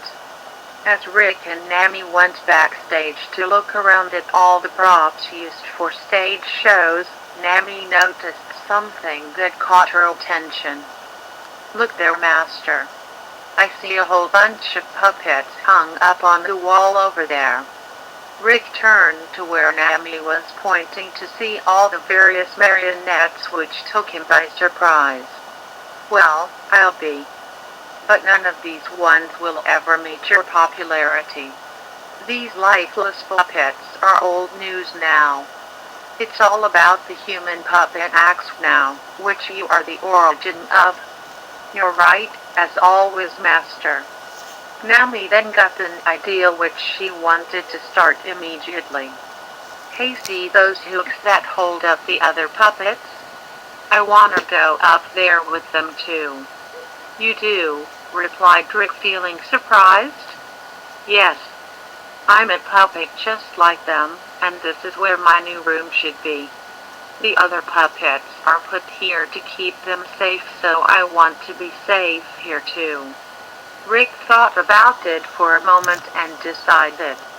Well, if you really want to, Jinglet, I'll allow you to make yourself comfortable here.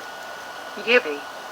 Rick then strung Nami back up to her strings and hung her controls up on 2 hooks higher than the others, due to Nami being bigger than the other puppets. Nami was suspended above the ground, slightly rocking about from just being put up. She smiled, looking at all the puppets around her. Hi there, everyone. My name is Jinglet Marionette, and I'm your new roommate. Or in this case, I'm your new sister, cause we'll all be one happy family. Rick couldn't help but smile, seeing Nami happy where she was. I'm going to go and brainstorm ideas for the show as you're enjoying yourself, he told her. If you need anything, then I'll be over in a flash. Okay, Master. Thank you. As Rick went to go and grab himself a desk, Nami went back to talking with the lifeless puppets. Being a puppet is so much fun, isn't it? Being something that can make people happy is something I bet you all really love. I'm a little different from you all, but let's all be really great friends. Back on the island, the Straw Hats all returned to the ship after coming to the realization that Nami was gone. None of them knew what to say, as they remained silent, feeling disappointed in themselves. Luffy broke the silence, sounding the most serious he had been in a while. We can't give up now. Our friend is still out there somewhere, and we won't stop until we see her again.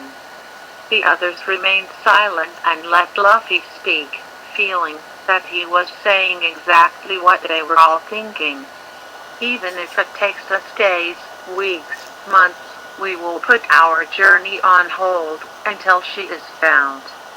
It'll be hard without a navigator to guide us, but when our friend's life is on the line, then so be it.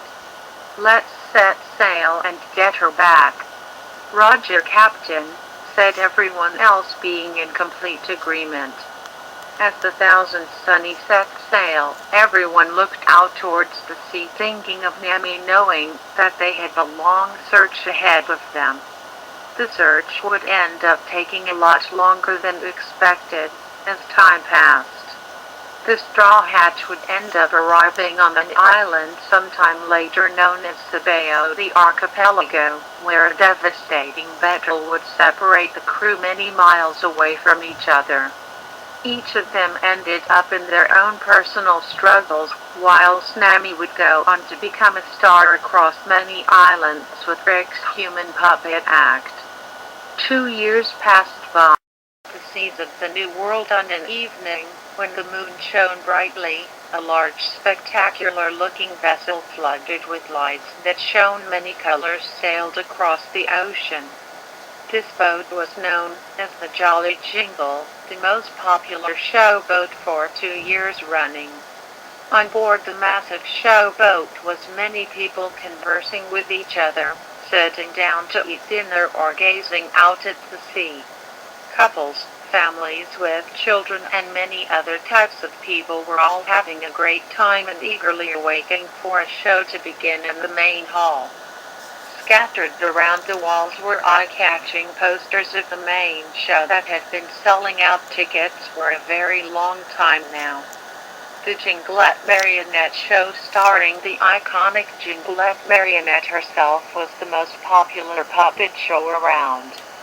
Being her name in real life as well as the main character in the show, Jinglette was a jester marionette always looking to have fun and make people happy. Created by showmaster Rick Gray, the show had Jinglette perform a variety of songs and dances along with some short storylines of her silly and jolly antics. Many children loved her and were always begging their parents to take them to see the show anytime tickets had become available. 7:40 p.m. While Jinglette and the show were loved by many, nobody has ever known of the true story of how the show came to be. The clocks around the ship were now showing 7:40 p.m. and many people were grouped outside the main hall doors waiting eagerly to get in their seats to watch the show. The doors to the main theater would open during that time and the show would kick off at 8 p.m. to give everyone time to come in. "Oh, I can't wait for this, Mom and Dad," said a young boy excitedly to his parents. "Jinglette is gonna be on stage soon." "Yeah, me too," said the boy's sister. "Getting to see Jinglette live is what I've been dying to see so much." "Okay, calm down now you two," replied the mother happily. "We just have to be patient now so they can get things ready." "I'm sure Jinglette will be delighted to see you watching," followed the father. "I know she will," replied the boy. "I'm her biggest fan." "No, I'm her biggest fan," said his sister back. "No way." "I am." "No, I am." "Okay, now let's not argue," said the mother. "Jinglette won't want to see you both arguing with each other. You both are her biggest fans, okay?" replied the children. They made up and went back to staring at the doors waiting to open. "You say this show is as great as your cousin said it was," said a guy to his girlfriend. "I dunno, it seems like something only you would get a kick out of." "Nonsense. Jinglette is supposed to be for everyone. She looked like a lot of fun to watch." "Be positive," replied his girlfriend. "I'll take your word then. This cost a lot of belly to spend our weekend on."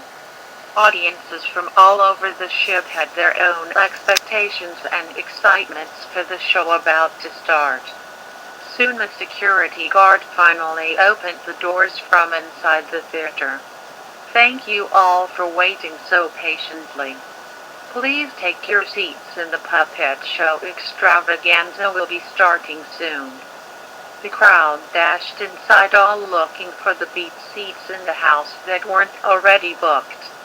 The atmosphere was loud and cheerful, as everyone waited patiently for the show to begin. Backstage, from behind the stage curtains, last-minute checkups were being taken to make sure that everything was ready to go. The stage background was a huge painting of a big green field with a castle in the background, and behind it were many other backgrounds that would set the future scenes up.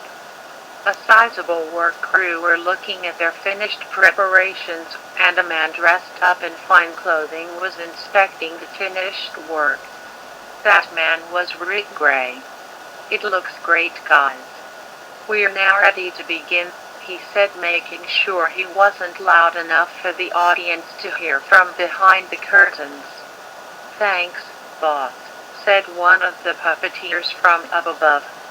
"Let's give them a show to remember tonight." "Fantastic," he replied happily. "Is my darling ready too?" A faint sound of jingling bells was heard to give the signal. "Okay then. I'll make the introductions and we'll start the show." Rick turned to face the curtains and waited for the main lights to turn off. The audience was getting very excited as the main spotlight shone on the stage. Rick went through the curtains and stood on the stage, accepting the claps for him by everyone watching. "Ladies, gentlemen, boys and girls, I welcome you aboard the Jolly Jingle. I'm Rick Gray, the captain of this vessel and the creator of the greatest puppet show in the world." The audience clapped for him. "We have been very grateful for all the praise and wonderful feedback on our show. Never in a million years would I have ever thought that one of my dreams could come true. It's an honor that we have been continuing to entertain many audiences across the Grand Line and now the New World for 2 years straight. Without you then we would never have kept going for this long. So tonight I may come across as a broken record when I say thank you to each and every single one of you.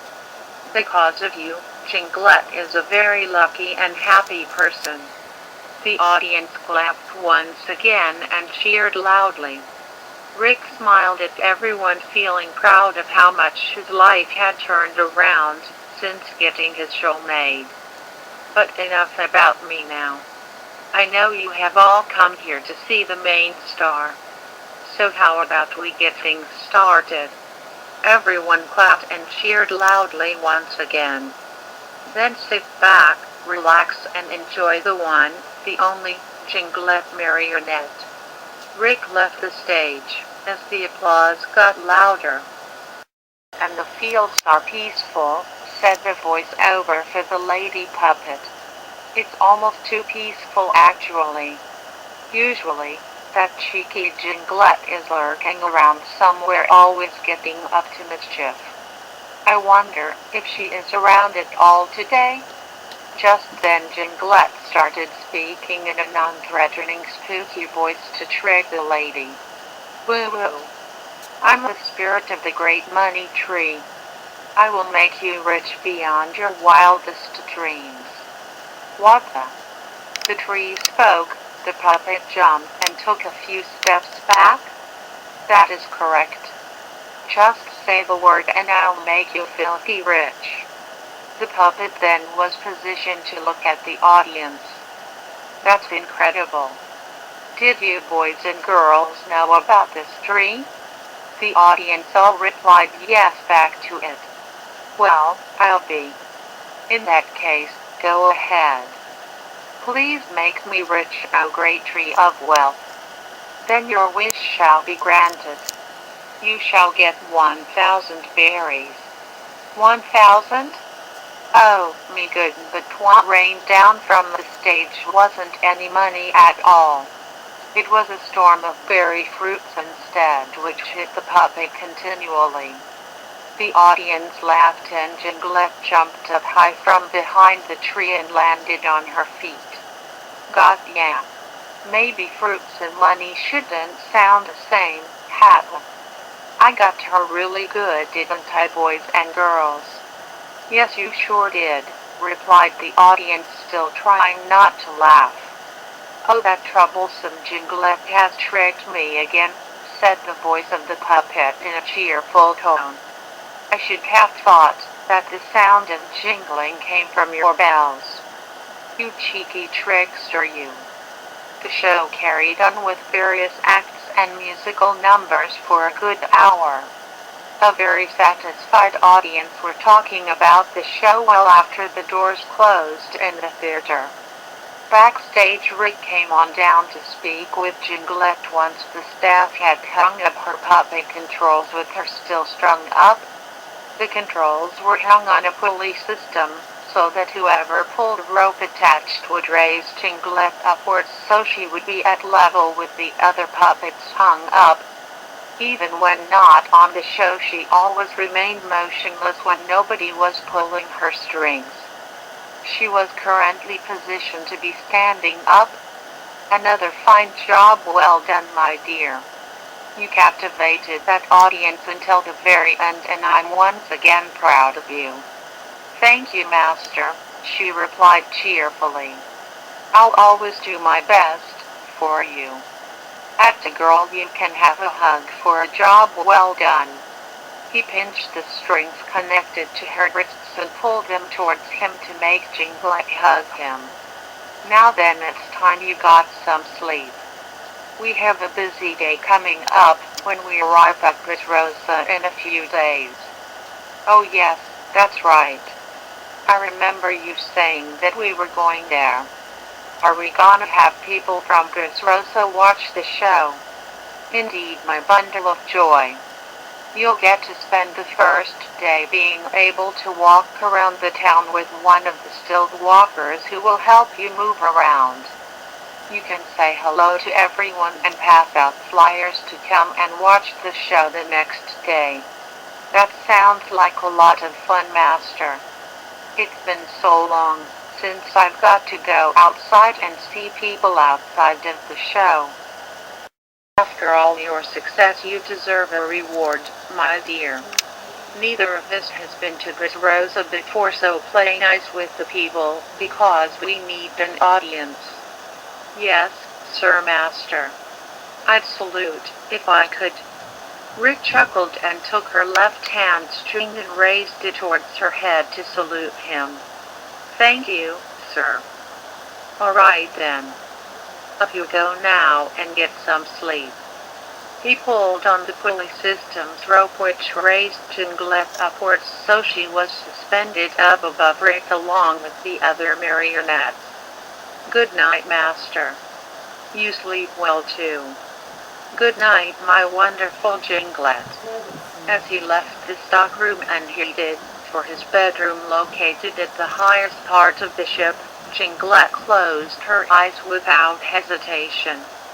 Night, everybody, she whispered to the other lifeless puppets whom she always spoke with every day.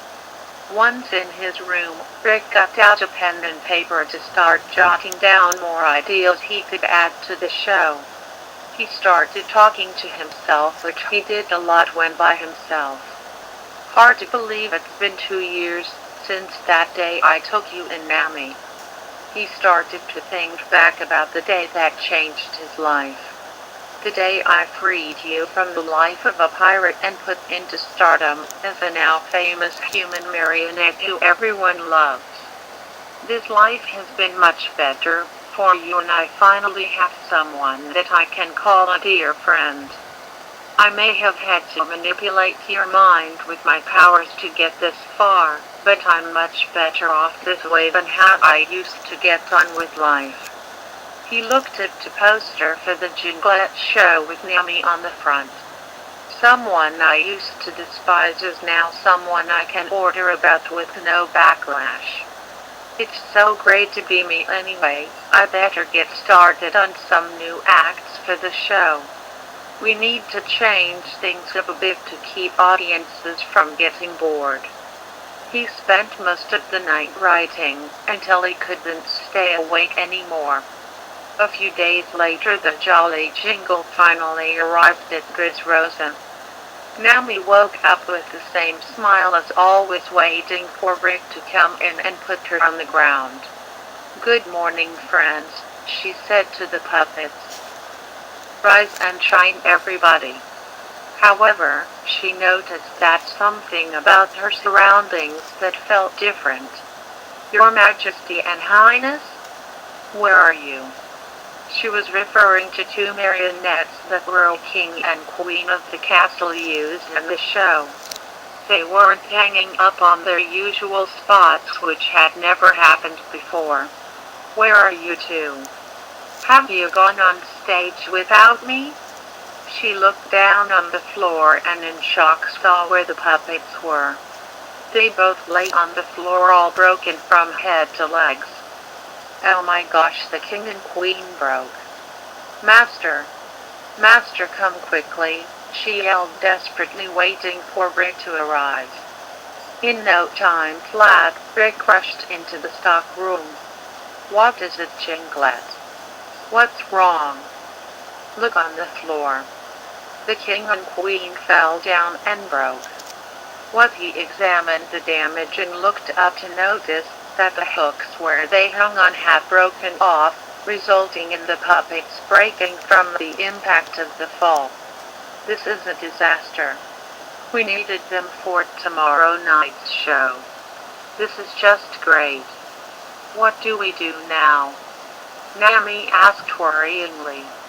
I'll have to come into town with you and the Distilled Walker and look for a store that hopefully sells puppets that can replace these ones.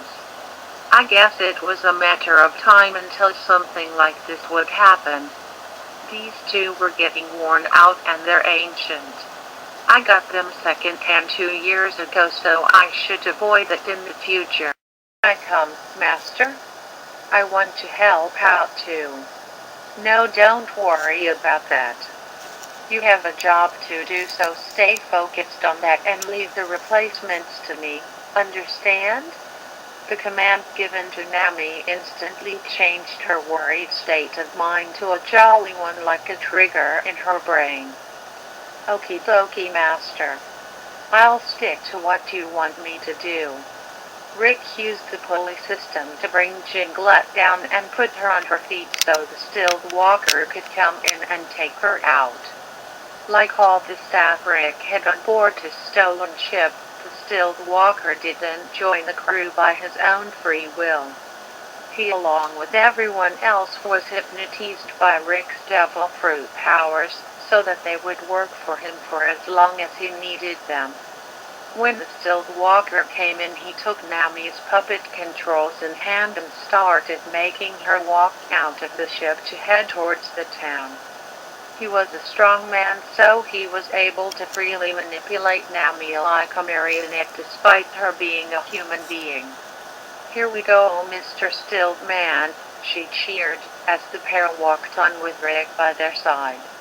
As the trio nearly reached the town, Rick started to take off in a different direction to look for a shop that sold puppets. Remember, Jinglet, to behave yourself and hand out these flyers, he explained, as he gave a bunch of them to Nami to hold in her hand. I will, Master. I hope you find us some new friends. I'm hoping so. Have fun and see you soon. He took off ahead. Bye-bye.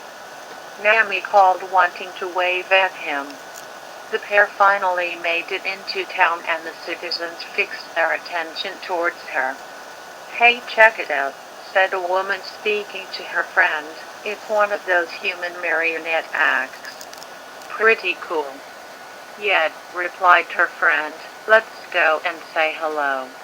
A bunch of people all came together to get closer to Nami. Hello, ladies and gentlemen, said the Distilled Walker. This here is the lovely and wonderful Jinglet marionette, and she's been looking forward to meeting you all. Say hello, Jinglet. He manipulated the strings to operate her arms to wave hello at them. The audience was fascinated and enjoying her company already. This fun-loving jester loves to dance and play with all the friends she makes, and she's hoping that you'll be her friend too. Look at that puppet, Mummy, said a young girl to her father. I wanna go say hello to her. Go ahead then, Jenny, replied her father happily. Jenny got closer to Nami, and the Distilled Walker made Nami bend down so she could see the young girl better. Hello there, Miss Jinglet. I'm Jenny. Nami was made to shake, about to give a response which made every bell on her outfit ring rapidly. I can dance just like you can too. Oh, I think she likes the sound of that, said the still walker. Don't you, Jinglet? He made Nami's head nod up and down to say yes. Well then, let's watch her dance, ladies and gentlemen. He manipulated Nami to dance around on the spot, which captivated everyone. Jenny was giggling with joy, as she then tried to mimic Nami's movements. Whilst Nami was being shaken around, she caught a glimpse of something rather peculiar. More citizens were making their way towards her, but they didn't look like humans at all. In fact, they were walking, talking toys that were moving around by themselves. Nami almost jumped at the sight of them, but tried to remain in character. What on earth is this? The last time I checked, toys can't move by themselves. This is super fascinating. The toys gathered around to see Nami and were just as captivated as the rest of the citizens were, who seemed to be accepting to the toys like it was completely normal to them. Fancy that. A puppet that isn't a toy. Now there's something you don't see all the time, said a wind-up doll. She must be one of those street performers, replied the wooden doll. Let's keep watching. Nami was paraded around the town for the next few hours, entertaining people and giving out the flyers to come and see the show. Her day was going very well, seeing all the happy people enjoy her company. I wonder how the master is doing. I hope he found some new friends. Meanwhile, Rick had come across an old-fashioned toy shop after searching for a long time. He looked on the walls where lots of puppets were on display, hoping to find a king and queen. Can I help you today? Asked the shopkeeper. Yes, my good sir. I'm looking for a king and a queen marionette. Do you have any hanging around? Not on display, but I'll check the stock room for you. Thank you, assistant. I need you to keep an eye on the cashier, he called towards the stock room. The assistant came out and jumped onto the shelf next to Till. Rick jumped, seeing that the assistant was a wooden wind-up monkey toy moving on its own. You got it, boss, it replied, as the shopkeeper headed into the stock room. What in the world are you? Asked Rick, who couldn't hold back on his true emotions to what he was seeing. Last time I checked, I'm a monkey, replied the toy. I take it you haven't seen any toy talk back at you. This is insane. How on earth are you alive? I dunno. I've always known myself to be who I'm and just lived with it. There's plenty of other toys just like me too who live here, so I'm not alone. Fascinating. You're very unique.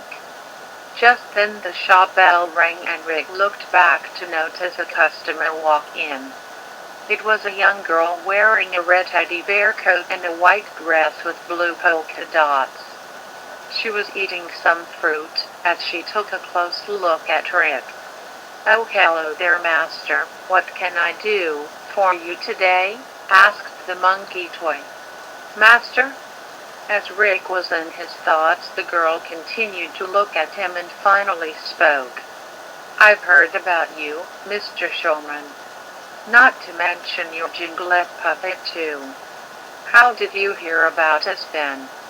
Oh, Jinglet is a very special case that I have been interested in seeing for a long time now. The girl gave a sinister look which started to worry Rick. Could she possibly know the truth about Jinglet that he hoped would have stayed a secret? He started to shake a little. The complete control over Hiruhi Suzumiya. It was that time again at North High. The arts festival was a few weeks away and students were coming together to come up with ideas on what they should do. The school was busier than ever, even with breaks after lessons. Almost every area of the school was packed with students walking to and fro. The SOS Brigade was, as usual, hanging out in their club room doing anything but being able to relax. As expected, Haruhi Suzumiya was making sure that Kaien, Mikuru, Yuki and Koizumi were all paying full attention during the meeting they were having. Haruhi, like the previous year, was once again in charge of coming up with a project for the arts festival. She was stressed out, as she was struggling to come up with any ideas. She acted like there were only a few days to think of something, even though there was still plenty of time to plan things out. Oh man, this is frustrating. Can't you guys think of anything? I'm doing all the work around here. Haruhi ranted. Oh come on, we have plenty of time to prepare. Can't you just call it a day already? It's nearly time for class. Kaien moaned. No way. The arts festival is something we at the SOS Brigade must make sure is something we excel at. I can't spend one day from now on not making any plans. If we are to succeed, I understand where she's coming from. You're bound to come up with something truly great. If you keep at it without anything keeping it in your mind, Koizumi responded. You're not helping, you know. Kaien grumbled. Exactly, I don't care. If it takes time out of your homework, all of you are to keep your minds focused on coming up with ideas. Haruhi agreed, as she raised her voice slightly. Kaien sighed, as he knew he wasn't going to get anywhere. Just then the school bell rang, meaning that break was now over. The group grabbed their things and headed out of the club room. I'll join you in a sec, Kaien. You go on ahead.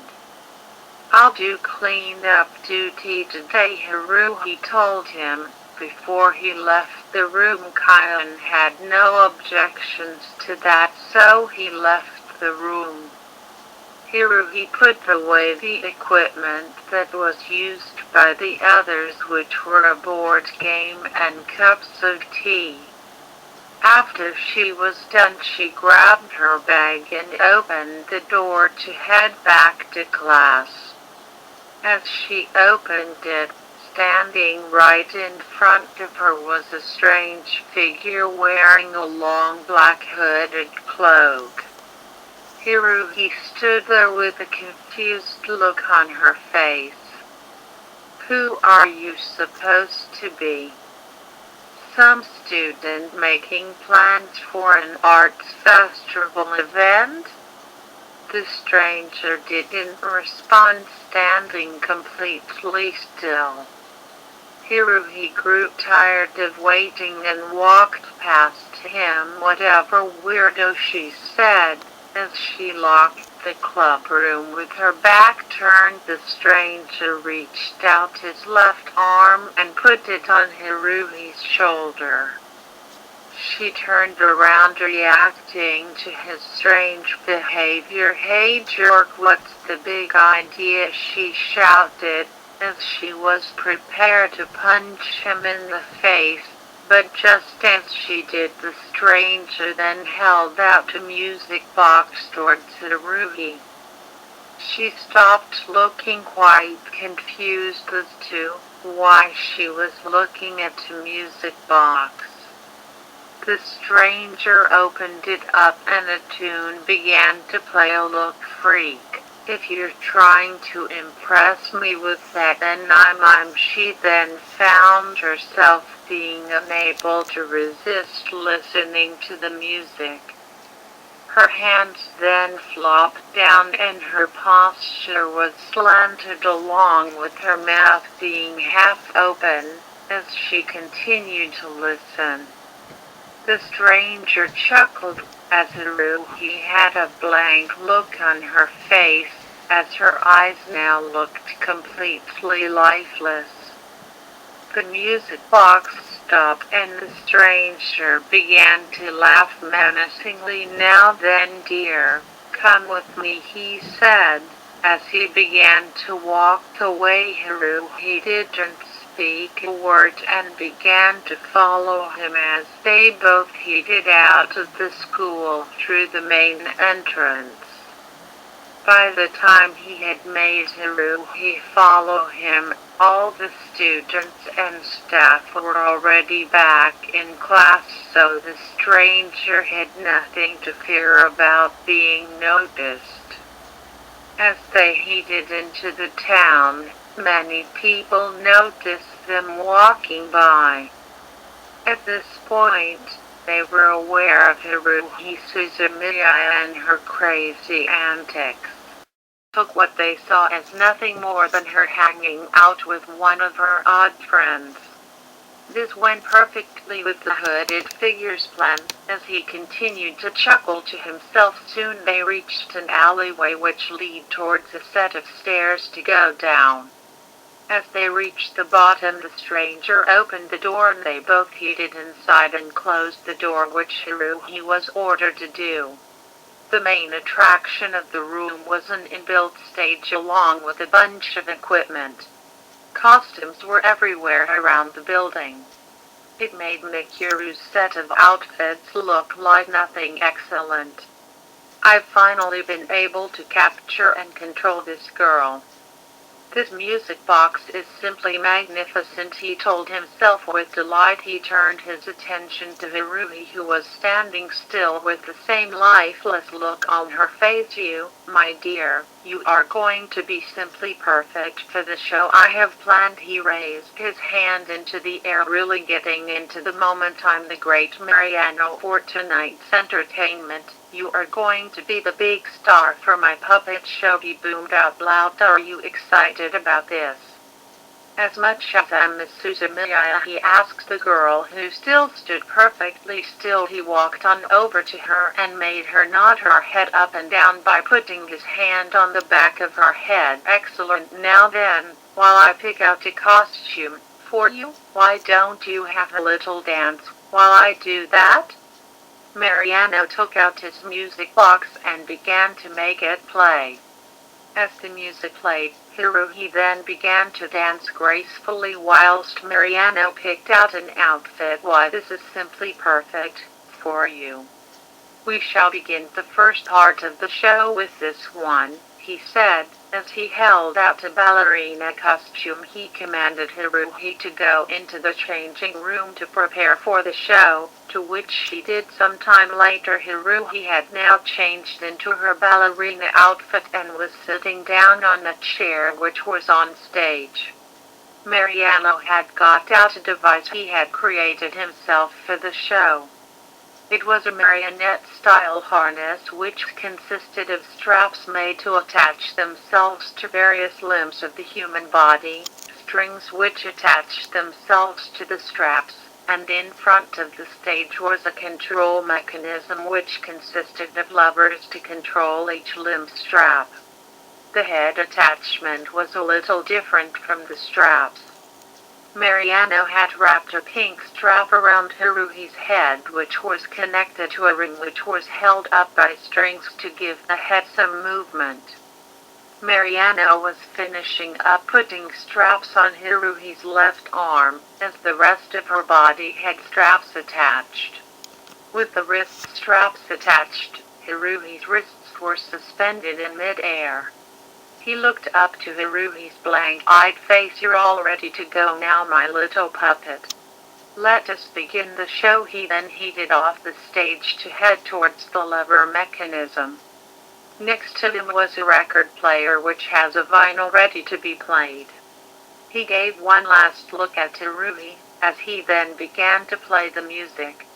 The music that played was the same tune that was used in the music box.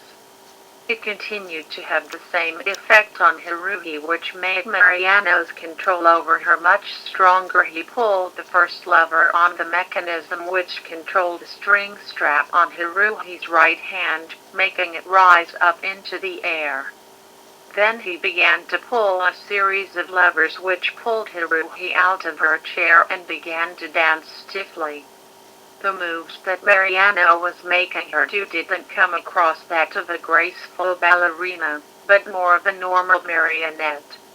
It didn't matter to him, as he enjoyed making the girl dance to however he made her do. Haruhi was wobbling around and floating slightly above the floor, as the strings pulled her up slightly. Mariano then pulled some levers to make Haruhi stiffly walk off the stage and towards him. The strings were not able to reach far enough to him, as she then fell onto the floor. Laughed from her fall, as he then pulled every lever possible which put her back on her feet very quickly. Haruhi stood in place wobbling, as the string strap on her back pulled the most weight. Marino took a break from pulling the levers, as he walked on over to Haruhi. "That was wonderful, my beautiful little marionette. You're an absolute star who will go down in my personal history books." He laughed to himself, as he pinched on both of Haruhi's arm strings and moved them to make her clap her hands frantically. "For the next part of the show, I think we shall have a new outfit for you. But first we will need to get you a partner for the next act, so I will be right back." He now had planned in mind to get another one of the SOS Brigade members that we were aware of. "Before I go, I don't want to keep you standing around doing nothing. Why don't you have another little dance to yourself whilst I go and get our next puppet?" he told the unresponsive Haruhi. He flicked a switch on the lever mechanism which put itself on autopilot, as the levers moved randomly. The strings began to manipulate Haruhi's body once again, as Mariano left the large room and locked the door. "I'm coming for you next, Mrs. Sabina," he said to himself menacingly. 2 days since Haruhi and Mikuru had been absent from school. Kain and the others were still getting on with regular life and trying to come up with ideas for the cultural festival whilst Haruhi was away. Kain had decided to head into school early before lessons started so he could try and help towards thinking of what to do for the festival. Thinking of ideas proved to be quite challenging, not having the leader around, but Kain thought, if he didn't then Haruhi would be angry at him. Itsuki was occupied in helping out with his classmates to do another play for the festival, and Yuki didn't contribute anything, as she continued to quietly read books.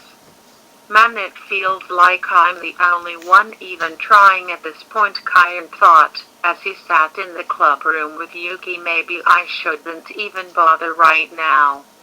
Haruhi would come up with anything and she's the only one enthusiastic enough." Yuki got off of her chair and put her book away in her bag. "Heading off to class, Nagato?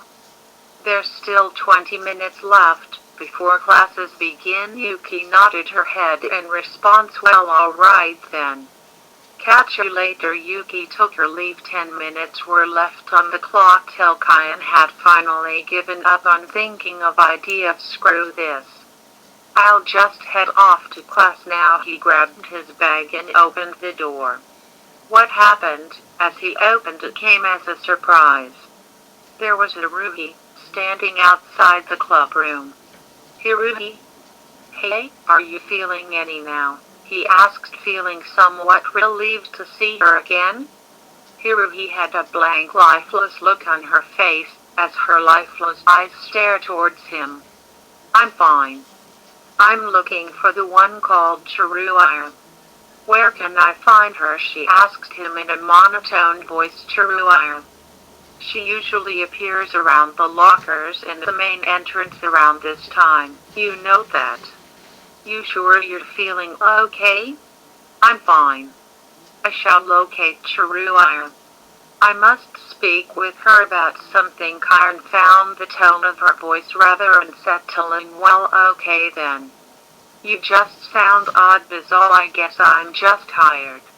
I shall locate Chiruaya, Hiruhi responded, as she began to walk away from Kyan to locate Chiruaya. Okay, I'll see you in class then, Kyan called out, as he headed in the opposite direction to go to class. Man, she must really be out of it today. Maybe she should have stayed home a bit more. Meanwhile, back in Mariano's theater, the madman was laughing to himself happily. My power over Hiruhi is simply incredible. That boy had no idea that I'm directly speaking through the girl's body. This couldn't be any easier. Behind him, Mikuru was walking over to Mariano dressed in her maid outfit, carrying a plate with a cup of tea on it. She handed the tea to him with robotic-looking movements. Thank you, my puppet. I look forward to drinking this, he said, as he took it from her hands. Now stand over there and dance for me, slave, he commanded her. As Mikuru walked in front of him, she began to dance like a wind-up doll, whilst Mariano focused his efforts on Hiruhi. He was able to psychically see the world through Hiruhi's eyes, as he remained in charge of making whatever he spoke out loud come out of her mouth. It was like a ventriloquist act for him. The mind-controlled Hiruhi soon arrived at the main entrance. Other students who were around noticed she was back but didn't say anything to her as they passed by. Then Mariano, through Hiruhi's eyes, saw Chiruaya by her locker. Hiruhi walked up over to her and stood still close to her. Chiruaya turned around to notice Hiruhi. Oh gosh, you made me jump there, Harunayan. Welcome back, she exclaimed, feeling happy to see her. Kyan told me that you were absent for a few days. You feel better now? Mariano then took action, as he began to speak through Hiruhi. I'm fine. I would like you to come on over to the back of the school. I have something I would like to show you. Chiruaya was a little bit confused by her tone of voice, but she didn't want to mention it in case she might offend her. Sure, okay. Strange place to wanna show me something, but yeah, let's go. Excellent, Hiruhi responded as the girls headed out of the school. Once they arrived at the back of the school, Chiruaya was beginning to get curious to what it was Hiruhi wanted to show her. Okay then, Harunayan, what's the super special thing you wanna show me? Hiruhi then reached out to her school skirt pocket to reveal what was Mariano's music box. She opened it up and showed it in front of Chiruaya, as the music began to play. Hey, there, that's pretty interesting. Where did you get the music's powers had now taken effect on Chiruaya. Her eyes went lifeless and her arms dangled downwards, as she could not resist the music. Mariano then began to speak through Hiruhi again. This time the words that came out of her mouth sounded like something Mariano himself would say. You, Chiruaya, are now my obedient puppet to control. You shall now follow Hiruhi Suzumiya to where I, Mariano, am located. The music came to a stop and Hiruhi closed the box, putting it back in her pocket. She began to walk on ahead, as the now mind-controlled Chiruaya followed her. The girls had not reached the town, as they were getting closer to Mariano's hideout. Up ahead, Kyan's friends Tanigachi and Kunikado were running as fast as they could. They were late for school and were arguing at each other. I should have just left you behind, you jerk. Now we're both gonna get punished. Oversleeping is not cool. Nikita said you didn't have to wait there for me, you know. Tanigachi replied, trying to catch his breath. You promised me you'd be up early to make plans for the cultural festival before class. Bet you were watching movies all night again. I did not. I went to bed at 3 a.m. Tanigachi replied, realizing what he said wasn't helping the situation. Nikita sighed, as they both continued to run. Just then they passed by Haruhi and Shiruya, who were still walking towards the hideout. The boys dashed by so fast that they didn't notice at first who they were. Nikita then stopped, as he just realized who they were. Hey, stop a sec. It's Suzumiya and Shiruya over there, he said, as Tanigachi stopped to wait. What he said, as he looked back to notice them. Suzumiya hasn't been in school the past few days. What's she doing over there dressed in her school clothes with Shiruya walking away from the path to school? I dunno. Hey, come on, you're gonna make us late, Tanigachi said, not really concerned with Haruhi. He ran on ahead, as Nikita soon followed. He continued to wonder why the girls were walking away from school. The girls had finally arrived at Mariano's theater. The cloaked madman walked on over to the girls. Congratulations, Haruhi, you've been an excellent puppet indeed. Go on over to the table over there and take the costume on there to get ready for the show.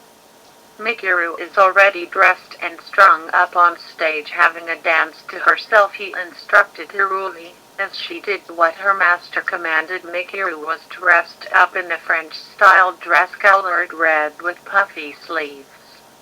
She had long black arm gloves on her arms and wore black leather ankle boots on her feet. Her marionette harness was set on autopilot, which was making her do a stiff-looking can dance. Mariano then looked on over at the lifeless Shiruya standing still. Welcome, Shiruya, my newest puppet for the collection. We have been expecting you here for a while now. It is wonderful to welcome you into the family. He took Shiruya's hand, as they walked on over to the stage to watch Mikuru. Here we have the greatest puppet show of all time. As you are the newest one of my puppets, you get to perform on stage with your fellow marionettes. It shall be wonderful. Later on, Mariano was at Haruhi and Mikuru's controls, making them do a can dance. Shiruya was sat in a chair with restraints locking her hands and ankles in front of the stage, made to watch the girls dance. Shiruya stared towards the girls lifelessly, never once blinking or moving at all. Mariano brought the dance to a close, as he walked over to Shiruya. Bravo, that was a wonderful dance, my puppets. Next up will be Mikuru and Shiruya. He took off Haruhi and Mikuru's string straps and commanded Haruhi to change into more casual clothes, whilst he told Mikuru to change into the outfit he handed over to her. As the girls walked to the changing room, he looked at Shiruya. You're up next, my newest puppet. Go and put this outfit on and come back to the stage. When you are ready, he handed some clothes to Shiruya, as she walked to the changing room. Soon the next part of the show was underway.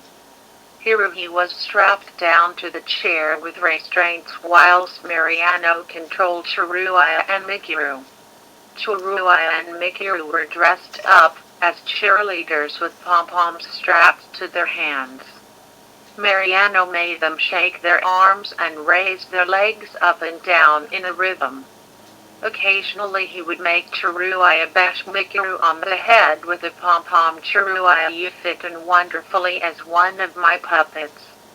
The next few acts are going to be fantastic, he called out whilst manipulating the girls. Meanwhile, back at North High, the first lesson was already over and Tanigachi and Nikita had only just arrived. They were told off by the teacher but were too exhausted to care. Kyan had grown seriously concerned about why Haruhi never came to class after seeing her. He wanted to go and find her, until Kunikata came up to him.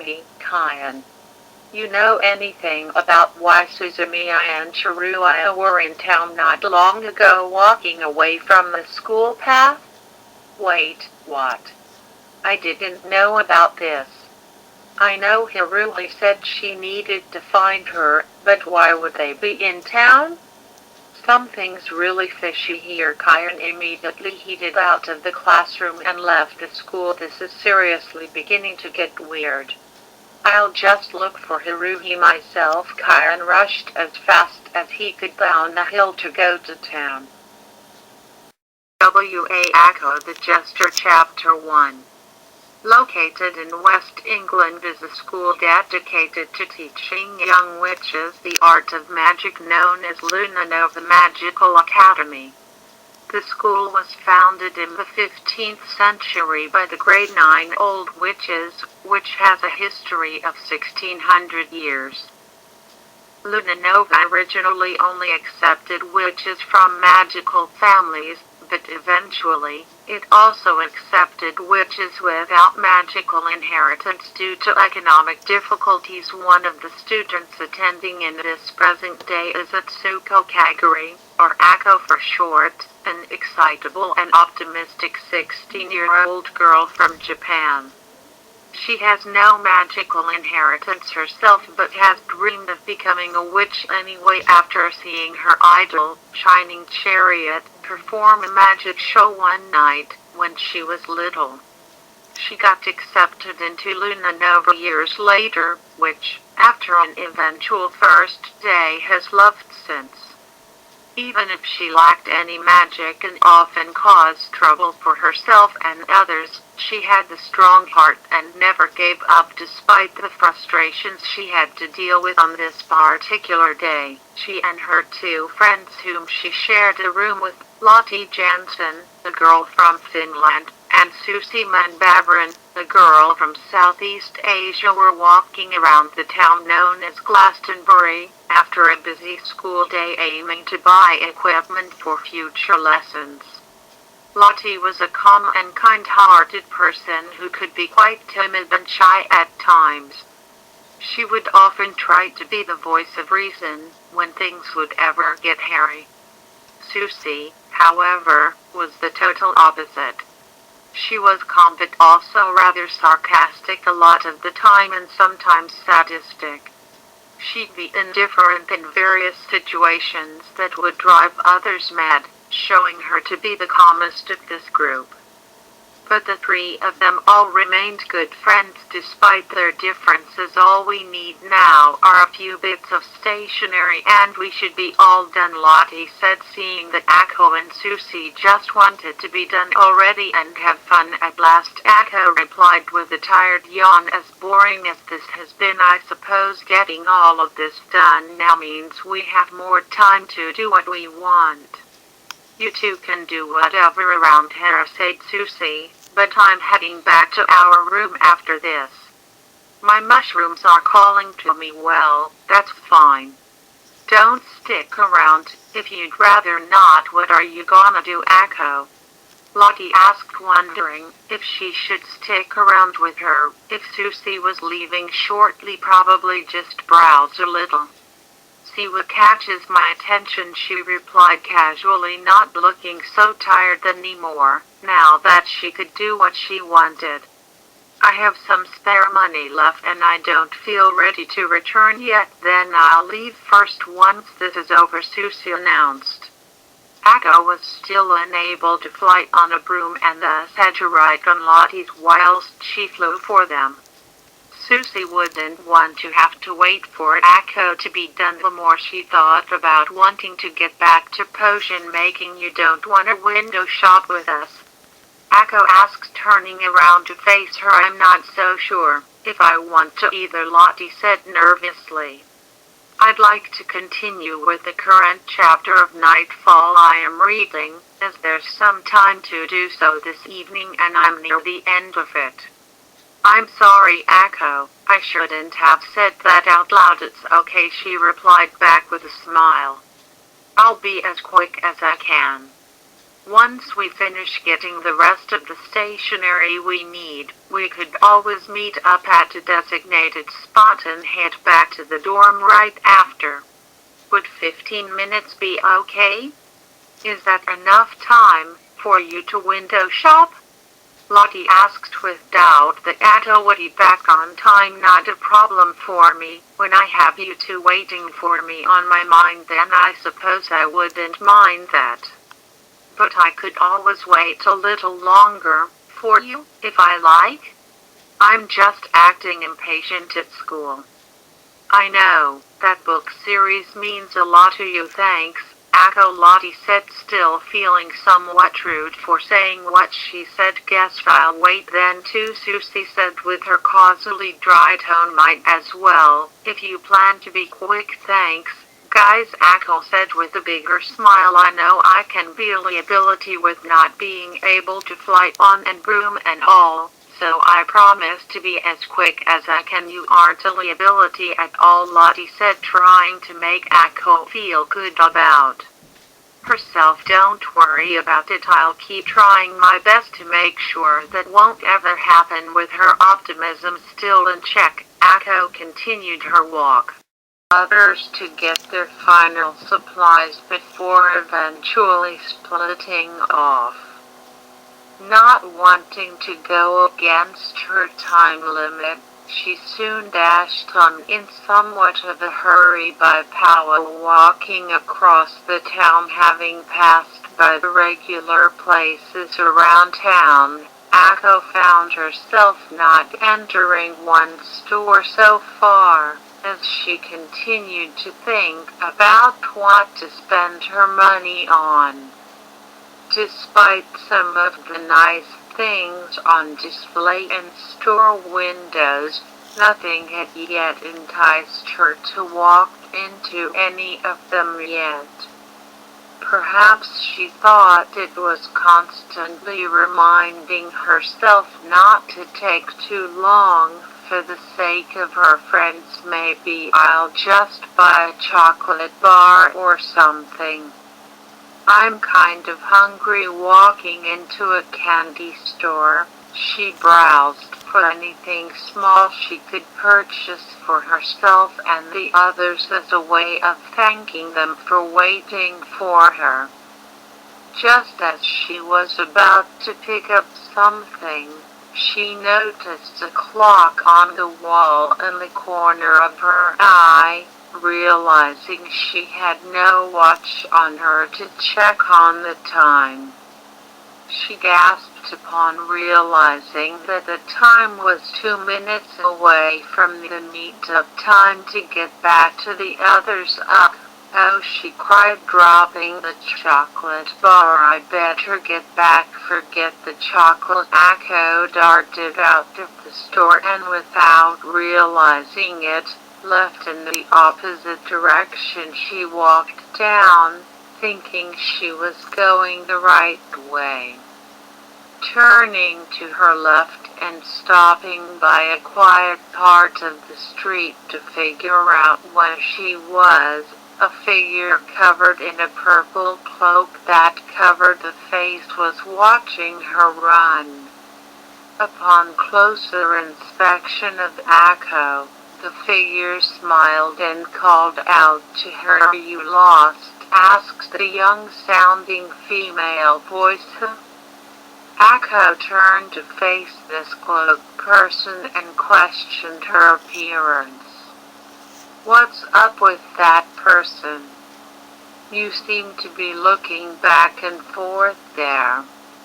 Are you in need of any directions? Well, Akko felt somewhat nervous about talking back to someone who would hide their appearance. I can help you, if you like.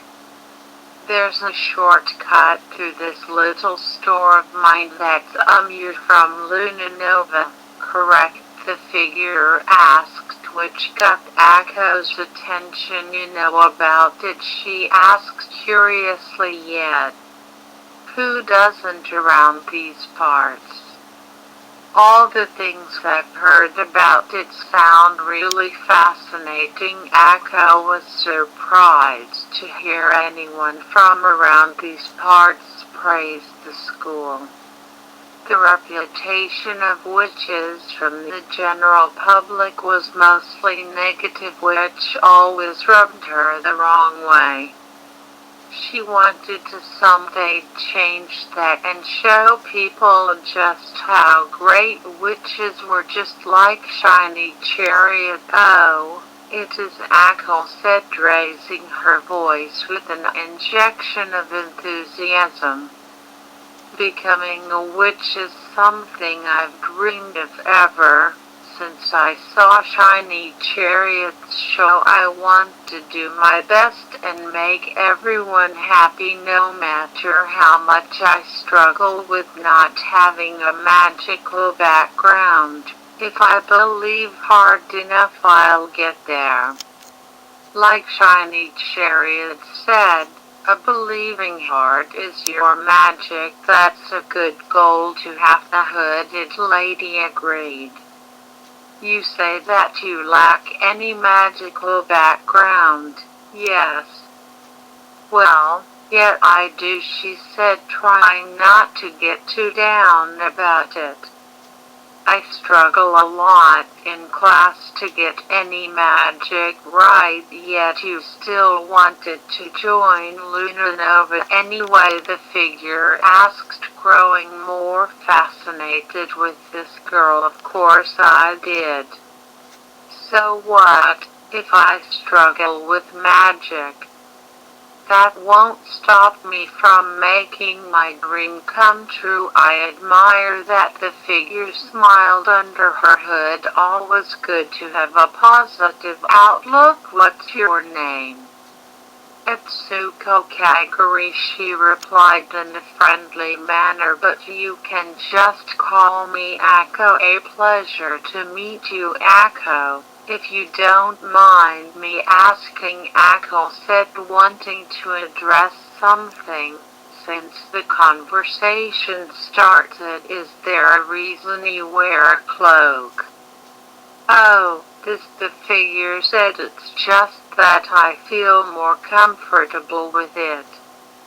It was passed down in the family and I always keep it with me. I see, Echo replied, who was now starting to feel a bit more comfortable around her. So can you pull off any magic spells effectively yet? Asked the cloaked figure. It's okay if you can't, considering your background. Well, I'm working on one really hard every day, which is the transformation spell, Echo explained, thinking back on all her training sessions at night. My magic astrology teacher, Ursula Callistus. Out with it. She's super with it. Helping me out with it.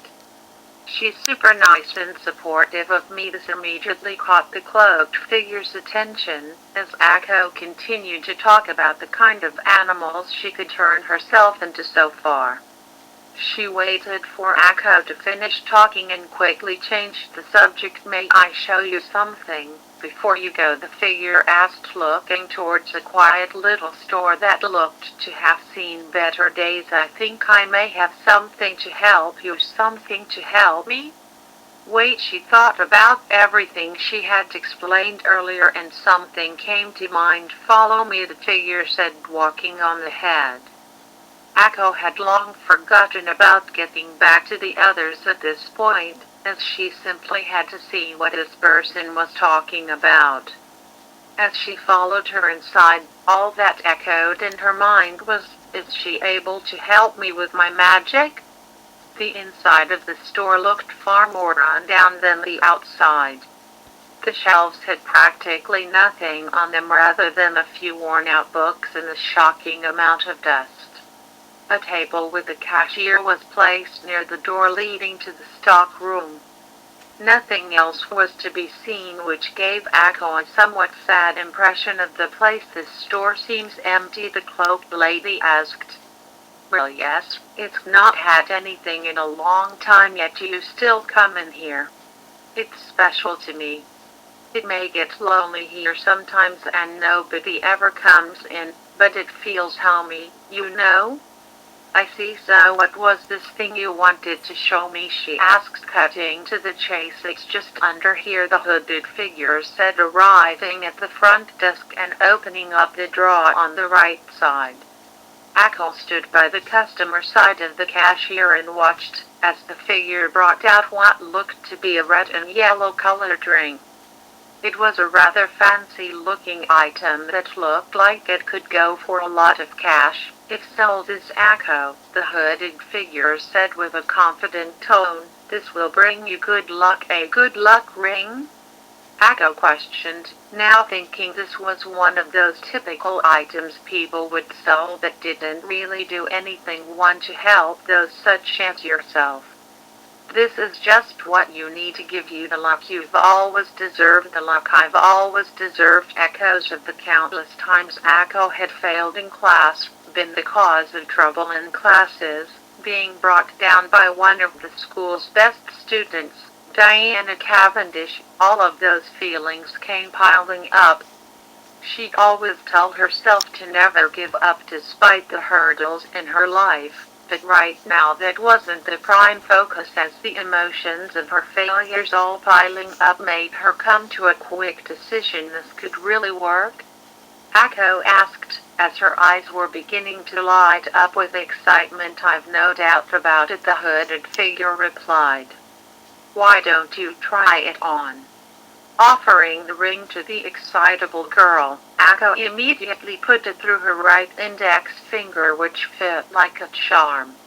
She gazed upon the ring and smiled happily, feeling that suited her well. "I love it," she exclaimed joyfully. "I'll gladly pay for this. I wasn't getting anywhere with browsing for stuff, but I think I finally found something worth the trip. So how much would you take for it?" "Nothing," the figure said, smiling through her cloak. More so than before, from the house without warning, she took out what seemed to be a wand and positioned it towards Ako in a flash. White swirls headed towards Ako's point of view and passed by her head, freezing the girl on the spot and staring towards the figure. Ako's eyes began to feel heavy and her body weak, as she collapsed down on her knees before landing face first on the floor, now fast asleep. The cloaked girl walked up towards her proudly as her accomplishment, as the ring started to fade away on Ako's finger and leaving behind a glow that covered her body before fading out completely. "Out like the light," she said with a cheerful tone. "The ring is placed and the amnesia spell should wipe out the memories of our encounter. Glad the magic battery in my wand still had some juice left after all this time." She picked Ako off the floor and carried her out of the empty store. If anyone was watching, which to her luck wasn't the case. She placed Ako on the ground away from the store and headed back in to go through the stock room, where there was a secret panel on the floor that leads to an underground exit. "I hope Luna Nova is ready for the antics that'll ensue," the figure said excitedly with a giggle as she walked. "Make me proud, Ako. Show the school what you'll soon be made of." A few minutes later, Ako eventually started to awaken, as her eyes slowly gained vision. A few moments after getting her bearings, she realized she was lying on the ground with drool on her mouth from sleeping. She wondered, as she picked herself up, "What am I doing here? I don't remember stopping for a nap, and not in the middle of the street anyway." She looked around to figure out what was going on, until something important. "Oh crap," she cried out loud. "Lottie and Susie, how long have I been out like this? I got to get back fast." She darted off in the opposite direction from the cloaked figure's store as quickly as she could reunite with them. If they had already left to return to the school, she'd be without a ride home, and she was not willing to go through waiting for a taxi. It wouldn't take her long to get back though, as from the second she turned the corner to where a nearby bench was, she collided into Lottie, who had been looking around for her. They both fell to the ground and were soon rubbing their foreheads from the impact. "I'll watch where you're going," Akko said, not knowing who she'd bumped into yet. "I'm not in the mood for getting amnesia. It's me," Lottie said with a groan which shocked Akko immediately. "Oh my gosh, Lottie," she cried with worry. "I'm so sorry. Are you okay?" "I'll be alright," she replied, getting back up on her feet thanks to Akko lending her hand to her. "At least I found you. You were gone for a while and I was getting worried." "Sorry about that," Akko said, feeling bad, "but I'm not even sure why I'm this late." "What do you mean?" "It's the weirdest thing. I was on my way back to meet up with you and Susie after realizing the time, and I jogged it, but then the next thing I know, I wake up lying on the ground you were." "How odd. Are you feeling ill or anything?" "I don't think so," Akko replied, putting her hand against her forehead. "If I were feeling under the weather then I would have known about it. I suppose I have been feeling pretty tired though from how busy school work has been. Classes have been busier than usual this week and you've been training with Professor Ursula, so maybe it's just all caught up with you." "Maybe?" Akko didn't know what to think at this point. "Anyway, we should get back to our dorm. I take it Susie's already gone?" "Yeah," she got a little impatient. "Hopefully, she's not too annoyed now. I just feel bad," Akko sighed with her head down. "I'm sure you had the intention of meeting up on time," Lottie said, trying to make her feel a little better. "She'll understand with Susie, who knows? I'm sure it'll be fine." "Come on then, Akko. I'll get us back." Akko was glad to have a friend like Lottie. She'd get herself and her friends into trouble more times than necessary and sometimes irritate them, but Lottie never gave up on Akko despite all of that. Not a lot of students had the patience to put up with Akko, so Lottie was one of few who could. Hopping onto the back of Lottie's broom, the two flew off back to Luna Nova, feeling hungry on the way. Both were hoping tonight's dinner would be one to fill their stomachs. But throughout the ride home, Akko continued to question to herself deep down what could have caused her to conk out on the street. "Weird," Susie said sometime after Akko and Lottie had returned and explained what happened after much apologizing from Akko, to which Susie's response was as deadpan as usual. "Considering that you often sleep in class, that doesn't sound too unusual at all. I wouldn't do that out in the street, though," Akko replied. "As I said, maybe you're just exhausted from the amount of work we've been doing lately." Followed. "If that's the case then just about everybody else should be tired," Susie said. "I've been fine." "What about you, Lottie?" Akko asked, hoping she wasn't alone on this. "Mentally drained maybe, but not tired at all. But someone else in our classes might have been tired too. They all looked fine to me," Susie said, as she continued to work on her potions at the desk. "This is really starting to bother me," Akko whined. "Well, the important thing is that you're okay and still here," Lottie said. "Perhaps you did just get tired without realizing it. All this thinking is doing that for me." Akko planted her face on her bed pillow, looking grumpy. "Why don't we just forget about it for now and go and grab some dinner shortly?" Lottie suggested. Perhaps having an early night tonight may help. No arguments here, Susie said, which alerted Echo immediately. What does that mean? She asked with an irritated look on her face. Let's just go and get our dinner now, Lottie said nervously, hoping to avoid any potential arguments. She left the room first, with Echo following behind soon after, looking back at Susie annoyingly. The two would often get into little arguments from time to time, but despite that, they remained friends regardless. Echo drifted off an hour or so after dinner, snoring away within the first 10 minutes of sleep.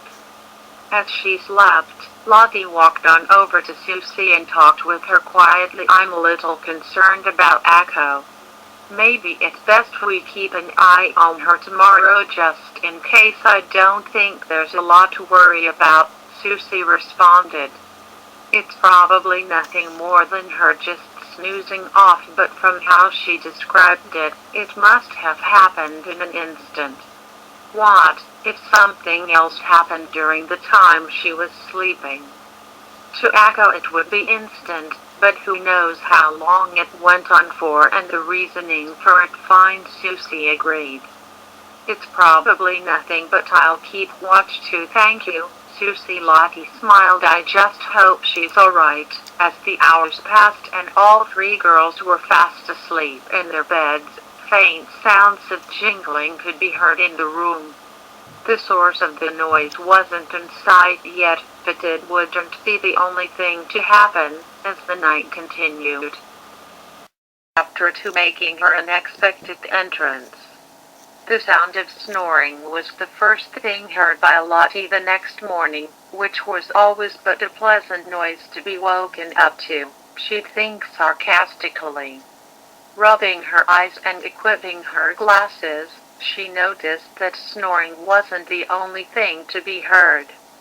Faint jingling noises could be heard every few seconds too, which seemed to be coming from below her bed. Lottie turned to find Susie already up and dressed and was looking towards her. I think I've found the solution to why Echo must have passed out on the street yesterday, she said with the usual half-open-eyed look on her face. You have? Then that noise must be coming from. She has to be a sleepwalker. Wondering what she meant, Lottie looked down at Echo's bed to find her still fast asleep. But that wasn't what made her stop and question what she was looking at. Echo wasn't in her pajamas, as she normally would be. Instead, she appeared to be wearing what seemed to be a jester's motley. A hat with a white zigzag pattern for the bottom with red and yellow colors for the dangling sleeves sat on her head perfectly. Below a white zigzag-shaped neckpiece was a dress with red and yellow colors which had splits near the lower half and white showing at the bottom of it, and puffy sleeves with one red and the other yellow, followed by white zigzag flaps below them. On her arms were elbow-length arm gloves, both the same red and yellow color scheme as the rest of the outfit, followed up by knee-length boots that curled at the tips. One boot red and the other yellow with white zigzag-shaped flaps at the top. Many jingling bells were all around the outfit, from the dangling sleeves of the hat, the tips of the zigzag-shaped neckpiece, sleeves and boots, the splits of her dress and lately the tips of her boots. Lottie was a little lost for words and raised an eyebrow. She put on her glasses, climbed down from her bed and stood up staring down at Echo, still in total confusion. Where did this come from? Did she use the clothes transformation spell on herself somehow? Doubtful. She's never tried that one yet, Susie followed. Unless she brought something from the costume shop yesterday, but she had nothing on her when I found her. Unless she used an object transformation spell to shrink the outfit into her pocket or something. But she's nowhere close to nailing that spell. Well, I'm stumped, Susie said, as she turned around. I'm heading off to the cafeteria. Breakfast is calling, don't you want to wait for us first? Akko could wake up at any moment with snoring like that, she'll be a while. You may as well come along, you go on ahead, Lottie said, turning her eye contact towards Susie. I'm gonna stay and keep a check on Akko. I'm a little bit concerned about this, sure. Feel free to fill me in if you find out anything, got it, Lottie nodded, and Susie left the room. Turning back to look at Akko, she sat down at her desk and waited. It took some time for Akko to finally awaken, much to the mercy of Lottie's ears from having to hear her snoring. Breakfast had already passed and her stomach was growling, but she'd said to herself that Akko was more important than that.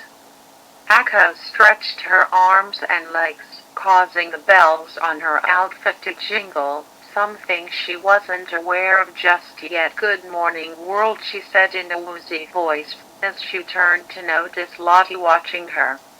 Oh, morning, Lottie, she smiled, rubbing her right hand against her face. Did you sleep this time? She noticed the jingling as well as the yellow arm glove. What's this? That's the question I want to know, Lottie said, as Akko examined her clothing fully, with an appropriate jump of shock, as she banged her bed on Lottie's bed from above. Careful. Lottie cried, are you okay? What is going on here? She cried, rubbing her head after the impact. Whose idea was it to pull this prank during the night? Well, it wasn't Susie or me. I'd never pull this kind of prank on you, and I doubt she would either. The nerve of whoever's behind this, Akko said. Rather angry and getting out her wand. I'm not the fool of the school. She aimed her wand upwards, ready to perform a spell, only to stay in that pose and not budge. It took 5 seconds of motionless silence for Lottie to speak. I don't think you know any clothes transformation spells. If I know what you're trying to do yet, Akko admitted, finally moving again. I can do it for you, she offered, as she got her wand out. Thanks, Lottie. Akko sighed with relief. I don't know what I'd do without you. No problem. She pointed her wand towards Akko and chanted the words Metamorphosis, the spell that could transform the user or another's clothes into anything of their desire.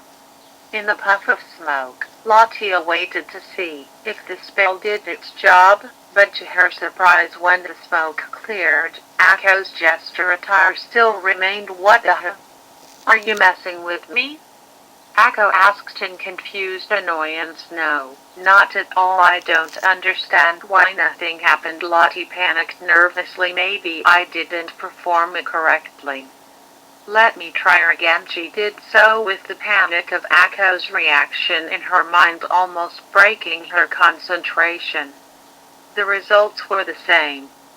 Nothing had happened, which now caused Akko to panic a little. How about I try a spell on myself? She shivered as she tried to focus on something, raising her wand, once an idea came to her.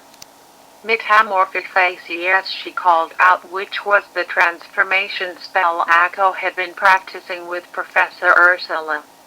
This time, though, was worse, as not even any magic was being produced from the wand. As Akko began to panic further, she tried other spells on herself, which all still did nothing. This can't be, she said, feeling defeated. What am I doing wrong? Worried for her friend, Lottie tried more spells as well, all with the same results. It's like you've become magic-proof, Lottie said, feeling at a standstill. Now I'm starting to think something really did happen to you out yesterday. But what?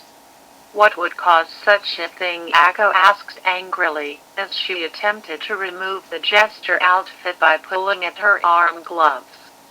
Things only got worse from there, as it seemed that now she couldn't take it off.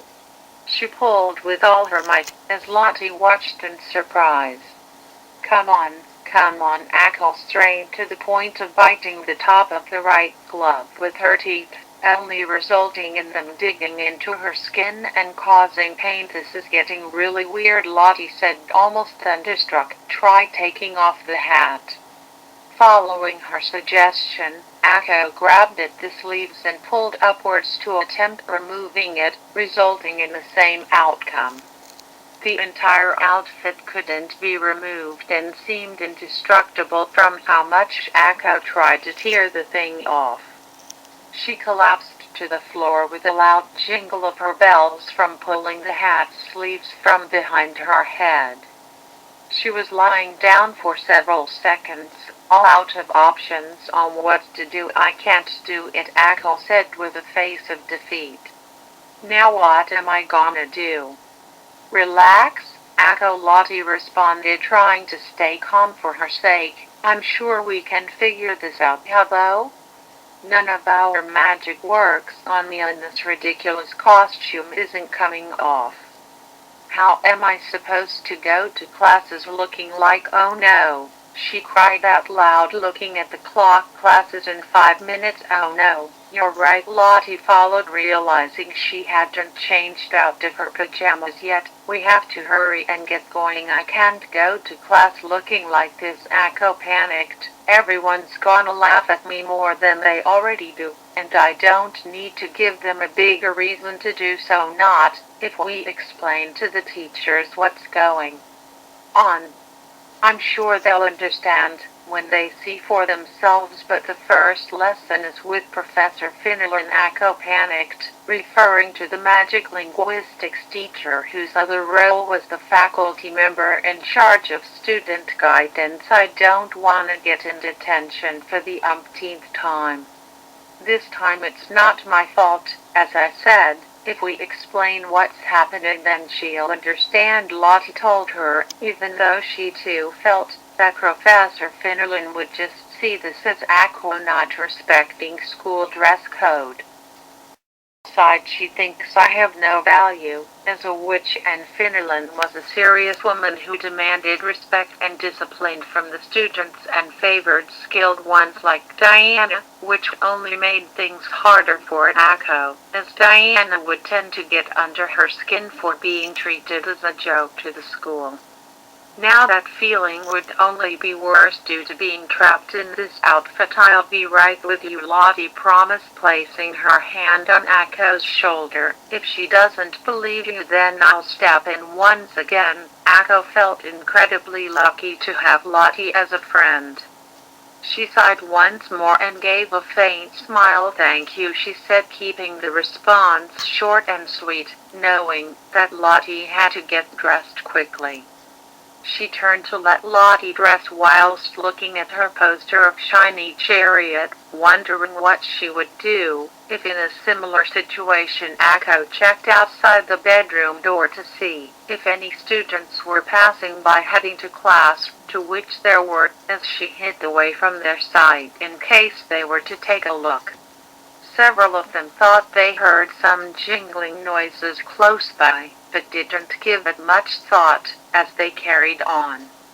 Lottie knew what Akko was trying to do, so she got in front of her and left the room, turning her head back to face Akko. I don't see anyone left, she whispered. If you want, then you can come on out. Maybe it's too early to do so. Akko smiled nervously with her eyes closed. You go on ahead and I'll catch up. We can't be late, Akko. I promise I'll be right with you, but then everyone will keep staring. Look at me, I'm dressed to be someone who is supposed to be laughed at. I get enough of that for just being myself and not in a positive way. Then we'll both explain what's going on, if anyone asks. Come on, let's go. Once confident enough, Akko followed behind Lottie at a somewhat slow pace due to the bells on her outfit constantly jingling. With no way to remove them, her presence was bound to be heard by someone, which had her on edge as she walked down the hallway. Echo suddenly felt itchy on her back and groaned as she stopped in her tracks. "Why now?" she said, as she carefully moved her right arm to reach for the itchy area. "I wanna scratch it so bad. Shall I do it for you?" Lottie asked, who had noticed whoever does it, these bells will go off, she replied, scratching her gloved fingers across her back as carefully as possible, making the bells jingle louder. Just thinking of the very word, itch, caused more areas of her body to need scratching, being her arms and legs. She clenched her teeth in frustration as the itching continued and the stress of the bells giving her away. "Try and stay calm, Echo," Lottie said quietly. "You're probably not as itchy as you may think." "Don't say that word," Echo responded back in a panic, as she felt worse. She began to feel flustered as she scratched faster and faster. Her eyes were closed tight and she was straining the further she scratched, not noticing that her left leg somehow stepped on the curl tip of her right yellow-colored boot. Moving forward at the same time, she lost balance and collapsed onto the floor, causing the bells to jingle loudly all at once from the fall. Lottie gasped and reached her hand out towards Echo for her to pick her back up with. The frustrated girl got back up on her feet and realized the noise she had made, stuck in a pause of not knowing what to do now. "Stupid boots," Echo cried out crossly, stomping her left foot down in repetition. "Stupid bells."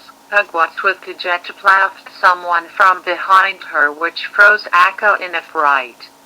She quickly turned around to notice Barbara Parker, who was with Hannah England, two students who were loyal friends and assistants of Diana. The two of them had similar mocking behaviors towards Echo and her friends, especially Echo due to her incompetence in magic and her academic level in the school. Being brought down by them weekly was something Echo couldn't stand, and being in her current situation was only going to feed them with opportunities to make her feel worse. "So you finally accepted that you're nothing but a joke to Luna Nova," Hannah commented on her attire. "What took you so long?" Echo replied back angrily, "I didn't want to be in this situation. Made a bet with someone and lost it?" Barbara asked with a sly, bullish smile. "Of course you'd lose it. I'd say this actually suits you well." Hannah chuckled in an antagonizing manner. "It really does." "Scream, you knock it off," Lottie said, getting in front of Echo. "Something's happened to her and there seems to be no way of finding out what it is yet." "I can answer it for you," Barbara said. "Echo is nothing more but this school's clown and she secretly has accepted it." "No, I haven't." "Shut up," Echo cried angrily. It was enough to be in this silly outfit, but being called the school's clown had insulted her greatly. "You try being stuck in this and see how I feel." "No thanks. We prefer a dress code that shows we take things seriously," Hannah replied in a mocking tone. "We'll be on our way now.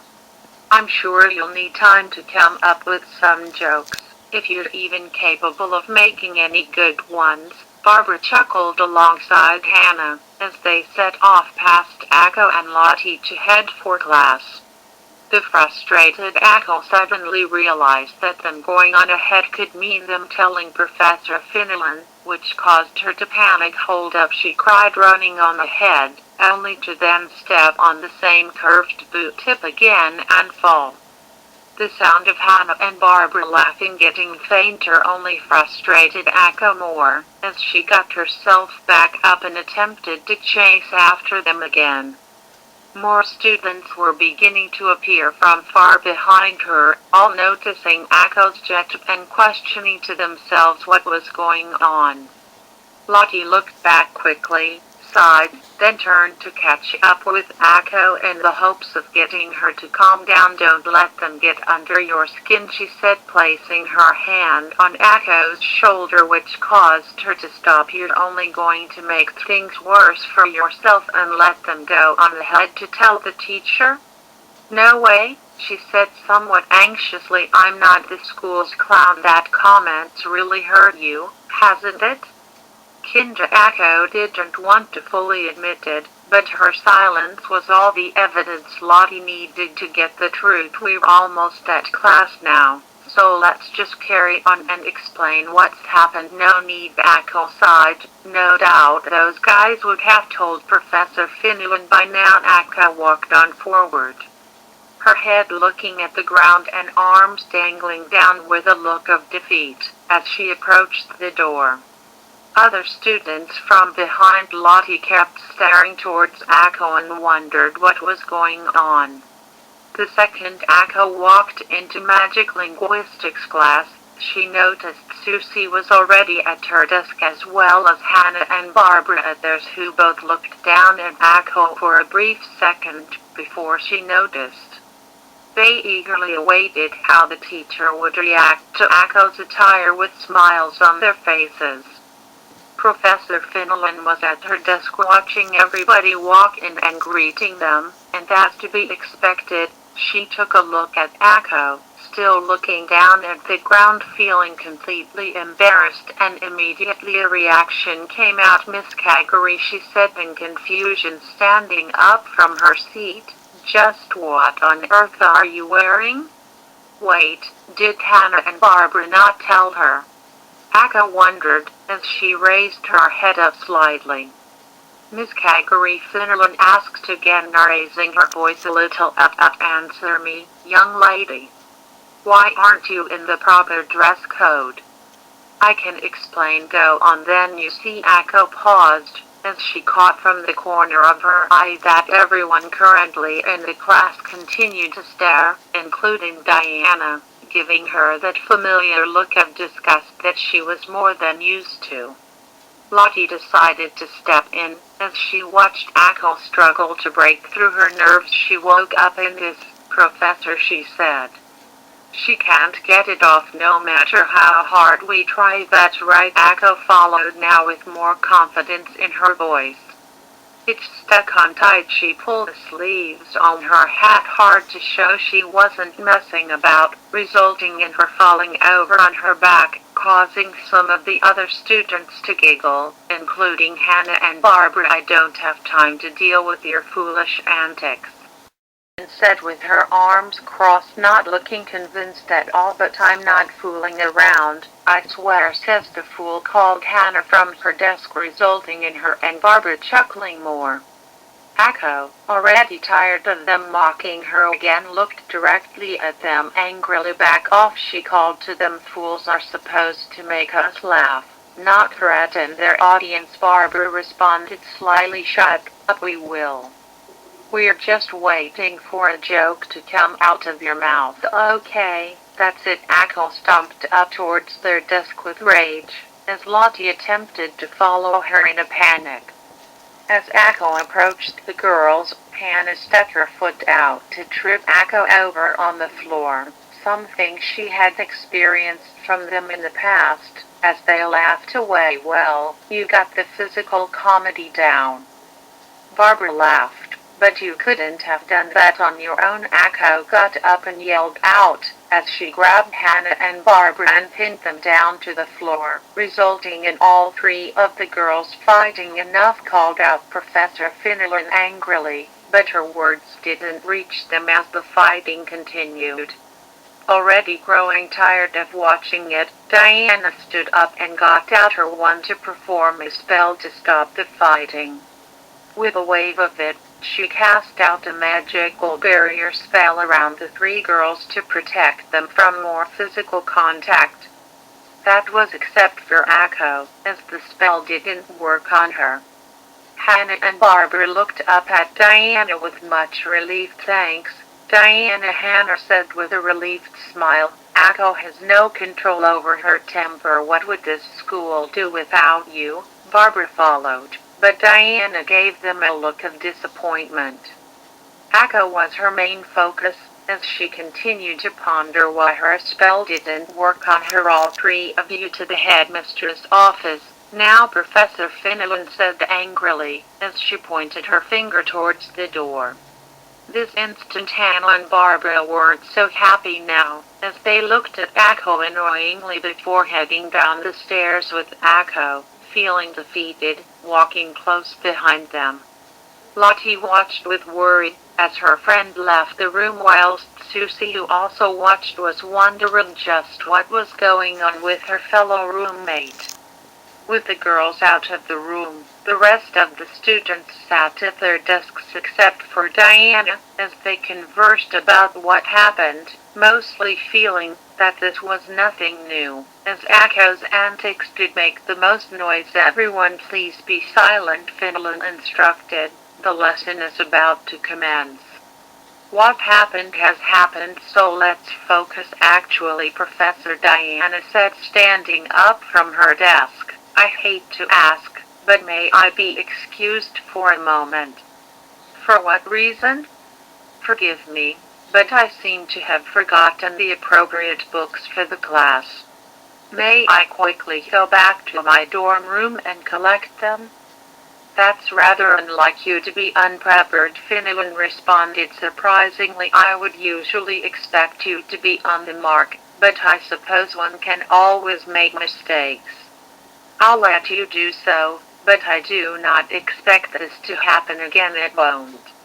Thank you and apologies, she said before leaving the room.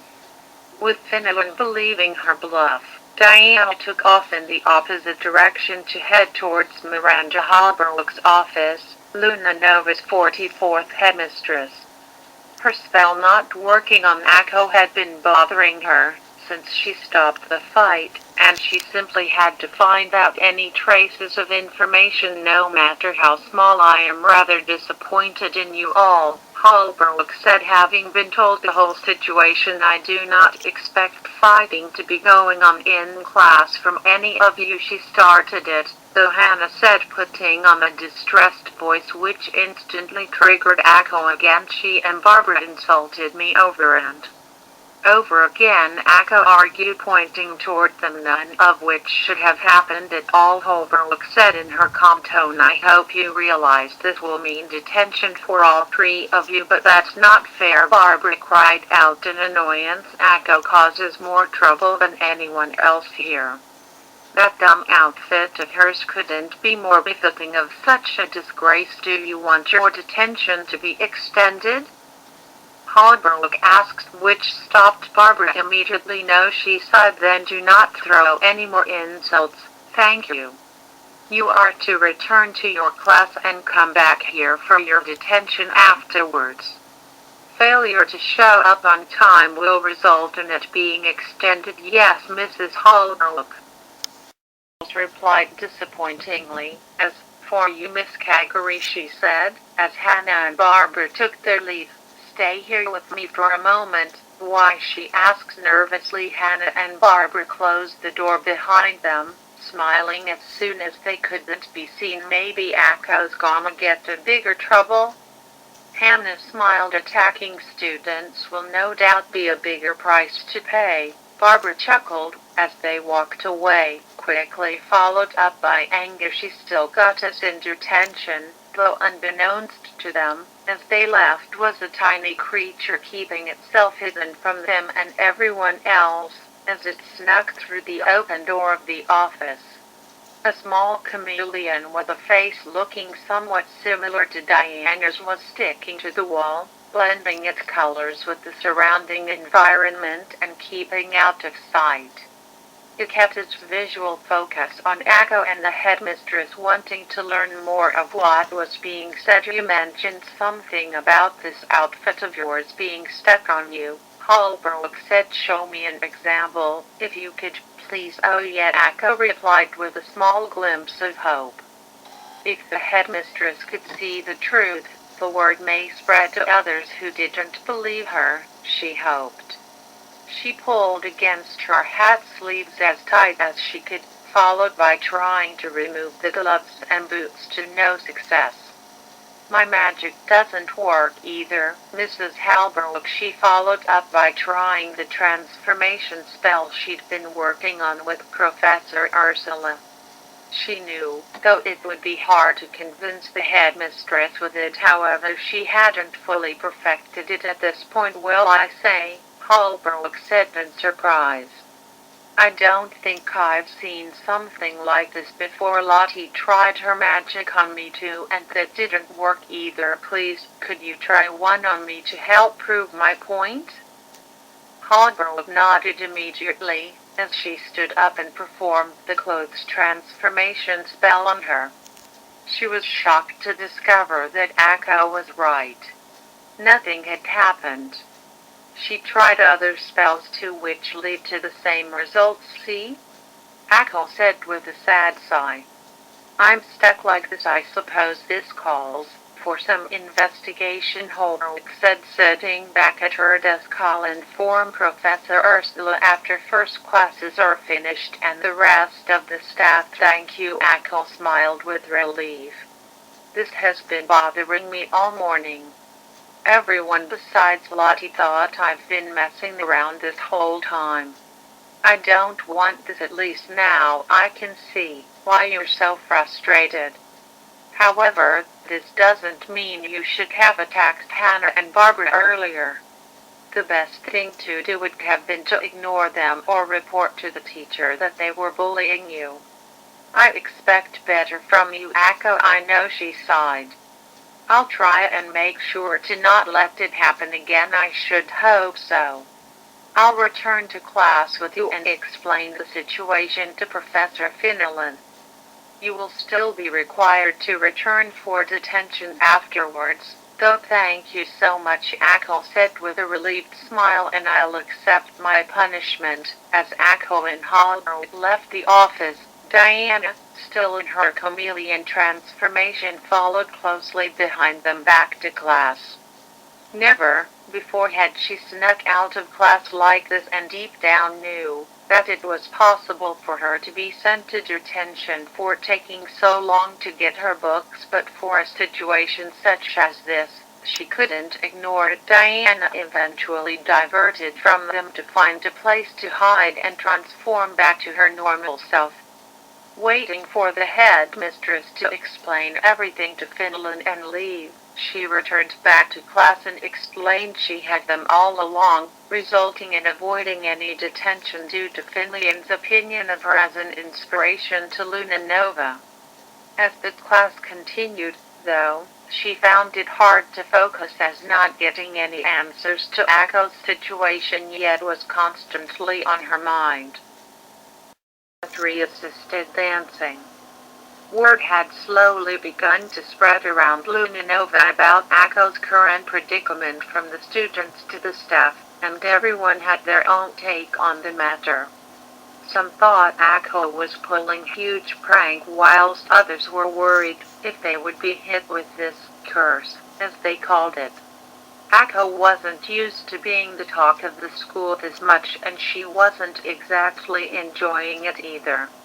She'd take any opportunity to get away from everybody minus her friends during breaks.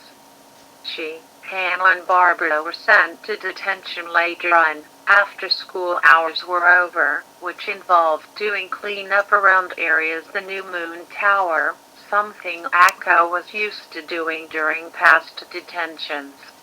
She said nothing to Hannah and Barbara, as the three girls worked, wanting to finish as quickly as possible so she could get away from them. Hannah and Barbara never spoke a word to anybody but each other throughout, occasionally grumbling about Akko behind her back. Akko retreated to the library after detention was over in the hopes that not many people would be in there studying. It seemed that only she and one other student in the far left were in there. She sat down at the desk and planted her head down with a deep sigh. If I have to look at anybody else staring at me awkwardly today, I think I'm gonna lose the ability to give eye contact to anyone, she groaned, as she rested her left cheek against the table. With only the sounds of her bells jingling with any slight movement, the library seemed quiet. She felt somewhat comfortable and began to close her eyes slowly, wanting to get the day over with without caring if she was in her bed or not. It wouldn't be long, however, until someone came over to her. Akko asked, a voice which would have been the final stretch for Akko were it not for who the voice belonged to. Professor Ursula, she asked, turning around feeling somewhat relieved. Ursula Callistus is the magic astrology teacher of Luna Nova, one of the youngest looking teachers of the school, as well as a mentor for Akko. After her first encounter with Akko on a rather crazy first day, she'd be looking out for the young witch and tutoring her outside of school hours, as Akko struggled a lot with magic. How are you doing? Ursula asked with her always carrying tone. Today must have been rather rough for you, right? Rough feels too tame of a word, Professor, Akko replied, sulking again. I feel so frustrated I can only imagine. But the school know what's going on now, so don't you worry. This state that you're in won't last long, I promise. I sure hope so. I look so ridiculous and humiliating deep down. Ursula thought her jester outfit looked somewhat cute on her, but decided it was best to keep that to herself and focus on how it was making her feel. This case is rather unknown to many of us, but we'll be trying all we can to figuring out what the problem is. You may have to wait for a little while, but nobody is going to ridicule you for it except for Hannah and Barbara. Akko sighed, thinking back on the comment they made about her. Even after detention they probably still will keep calling me the clown of Luna Nova, but you know that you're not, Ursula assured her, so don't let those comments get to you. I'm trying not to, Professor, but with all the times I've screwed up before and how often they poke fun at me, being stuck in this costume really made it feel personal. I didn't mean to attack them, but I got so angry. Anger does make us do things we don't mean, as you know. You shouldn't have done it at all, but I can somewhat understand the frustration that leads you to it. Just know that violence will solve nothing. Always think before you act, okay?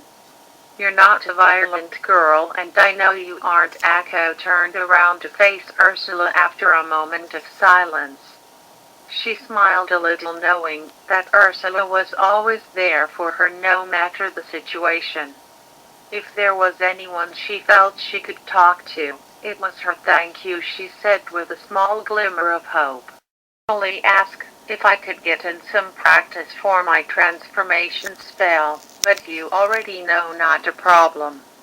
We could spend extra time working on it once we get you out of that costume to make up for any time we don't get. Sounds good, Professor. But what can I do instead? Without getting any tutoring from you, I'm a little unsure of what to do with myself. Well, I was planning on cleaning up my room before I relax for the rest of the night. You're more than welcome to come along and assist me, if you like. You won't have to worry about getting any looks from others. If you're still worried about that, I think I'll take you up on that offer. Akko agreed, who would not usually want to do any more cleaning if she was made to do any in detention.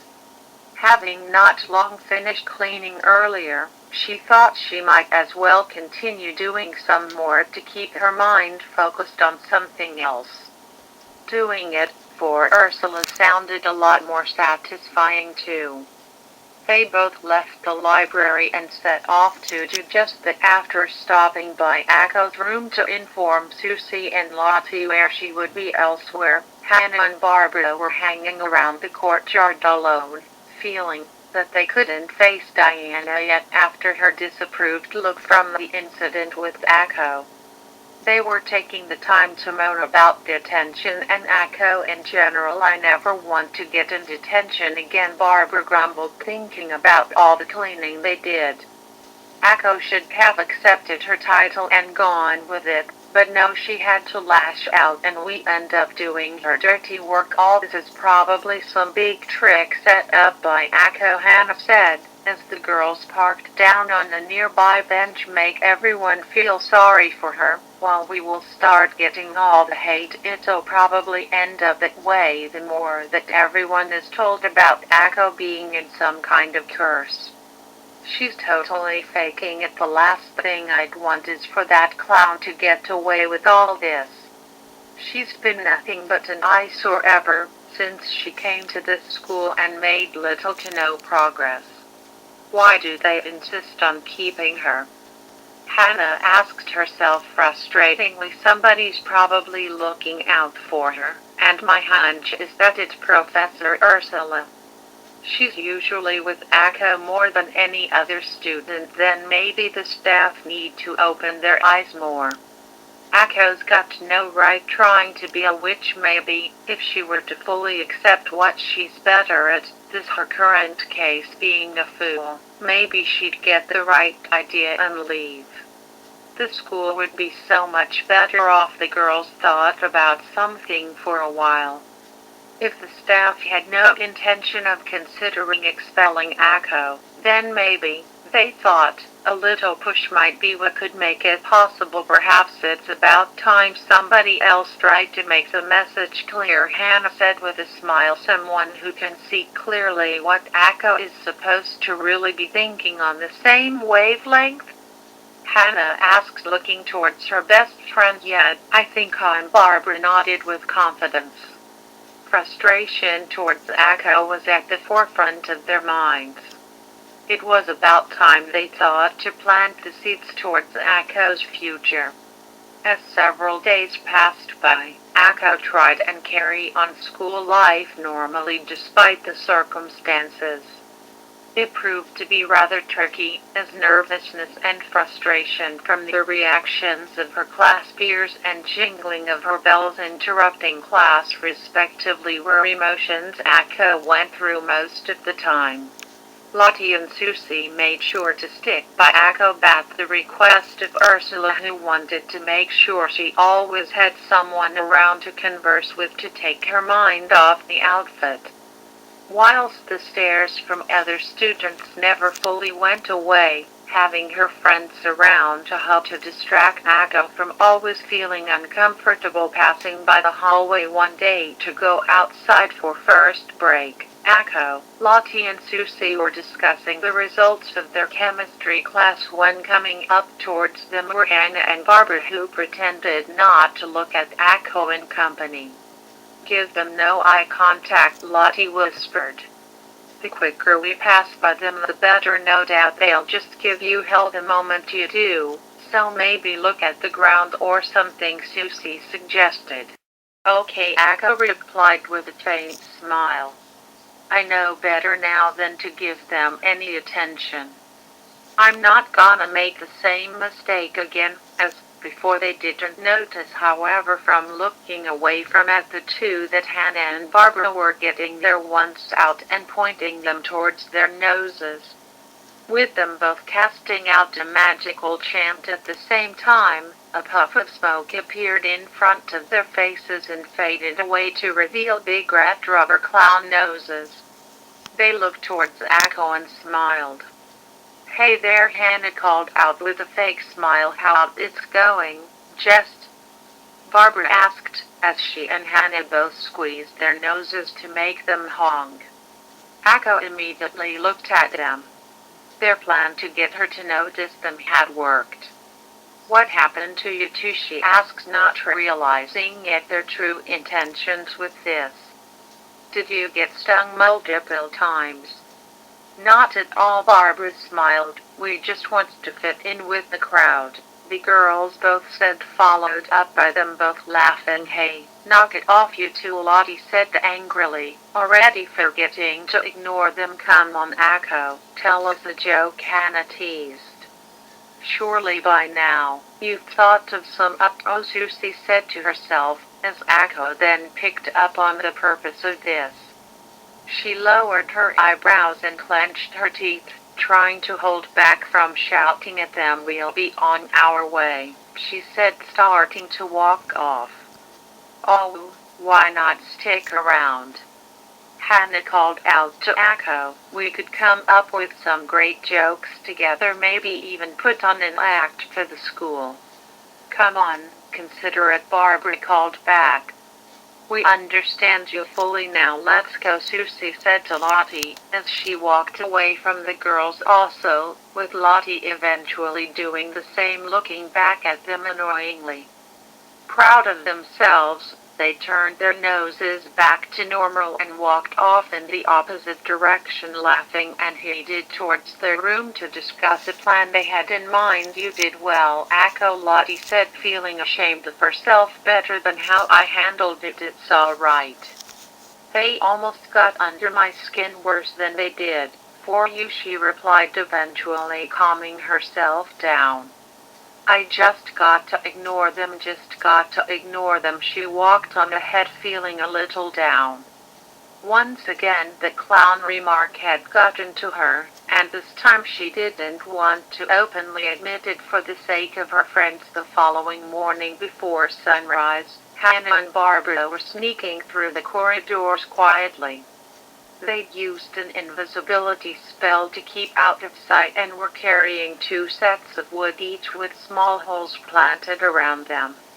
Hannah's set was made up of 2 rectangular-shaped planks nailed in the middle together, one bigger than the other, whilst Barbara's were 2 separate single planks.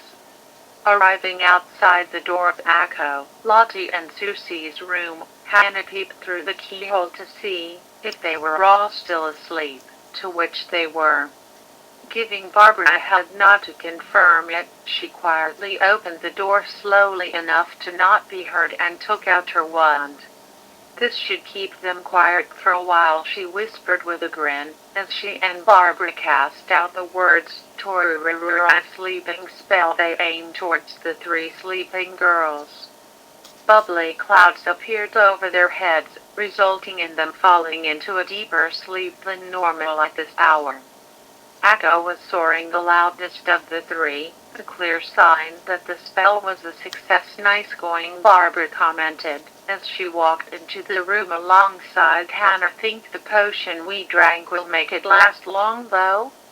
We haven't exactly mastered the spell yet. It should be long enough to prepare our actor for the show. So let's get to it. Hannah and Barbara both stared at the sleeping Akko with cheeky grins, as Barbara took out a ball of string and scissors. A good jester should always entertain its audience, she chuckled, as the girls set to work. Hannah took Akko out of her bed and held her up against the wall whilst Barbara measured out and cut several lines of string using an object control spell. Girls tied the strings through the open holes of their planks of wood and tied the other ends to various areas of Akko's body. The strings from Hannah's wooden planks attached to her arms from above her elbows and her wrists, around her waist for the back, slightly above the knees and around her feet, and finally one string through her hat, which Hannah threaded through. Barbara's meanwhile tied onto each of Akko's individual fingers. To cap it off, they pulled her eyes open and placed clear sellotape on her face to keep them open. Our marionette is ready, Barbara said with excitement. Better get in a quick test run before we take her outside, Hannah suggested, as she used her wand to manipulate the strings on her controllers that operated Akko's arms, which were dangling up to the lower level of her head. The string for her right wrist moved up and down to make Akko wave at the girls. Hannah then focused on her second controller used for control of her legs alongside the first one, making her do a skipping motion on the spot whilst her arms moved around. Barbara then moved her controllers to make Akko's fingers move all around, which took quite a lot of focus. The girls then slowly make Akko sit down on the floor and cease their object control spell. Akko continued to snore away. "I'd say we make a good team with this," Barbara said proudly. "As I expected," Hannah responded with confidence. "Assist me with carrying her out of here." Both taking hold of Akko from the front and back, they took her out and went down the one flight of stairs to drop her in the hallway. Hiding behind a corner, the effects of their invisibility spell wore off, as expected, knowing that they had still yet to master that one as well. It mattered not though, as they would use it again when it would be nearer the time that other students would be waking up. If they were going to embarrass Akko, they wanted to be sure she would have an audience watching her. "So what do you want to do in the meantime?"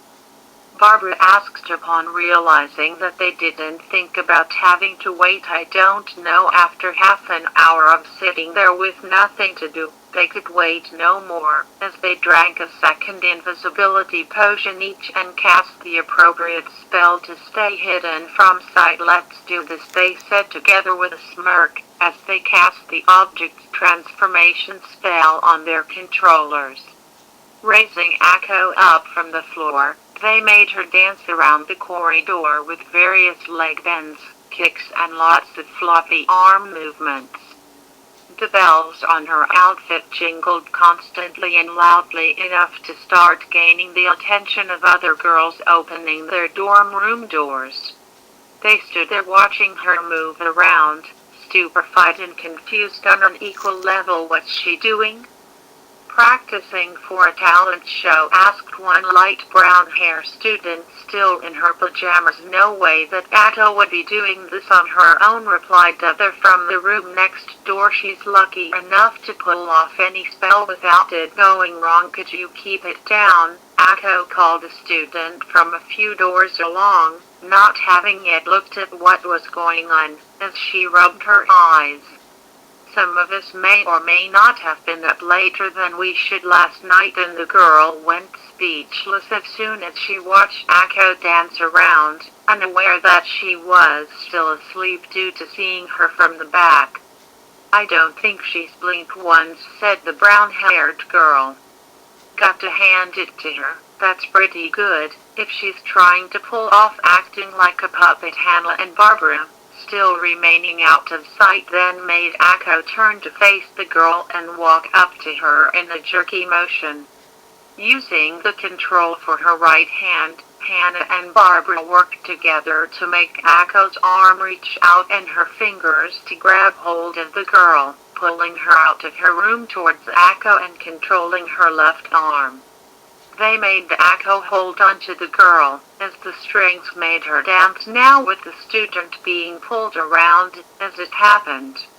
Hannah and Barbara, without really thinking about it, were pulling off some surprisingly impressive puppetry, especially being done with a real person. They continued to make Akko look like the fool they saw her as. With more students coming to see what was happening, it wouldn't take long until a familiar face began to approach the scene, as Diana, still in her dressing gown, had heard about a racket going on and came to investigate. She stopped in her tracks and stared blankly at Akko at the sight she was witnessing. Just what? Girls tied the strings through the open holes of their planks of wood and tied the other ends to various areas of Akko's body.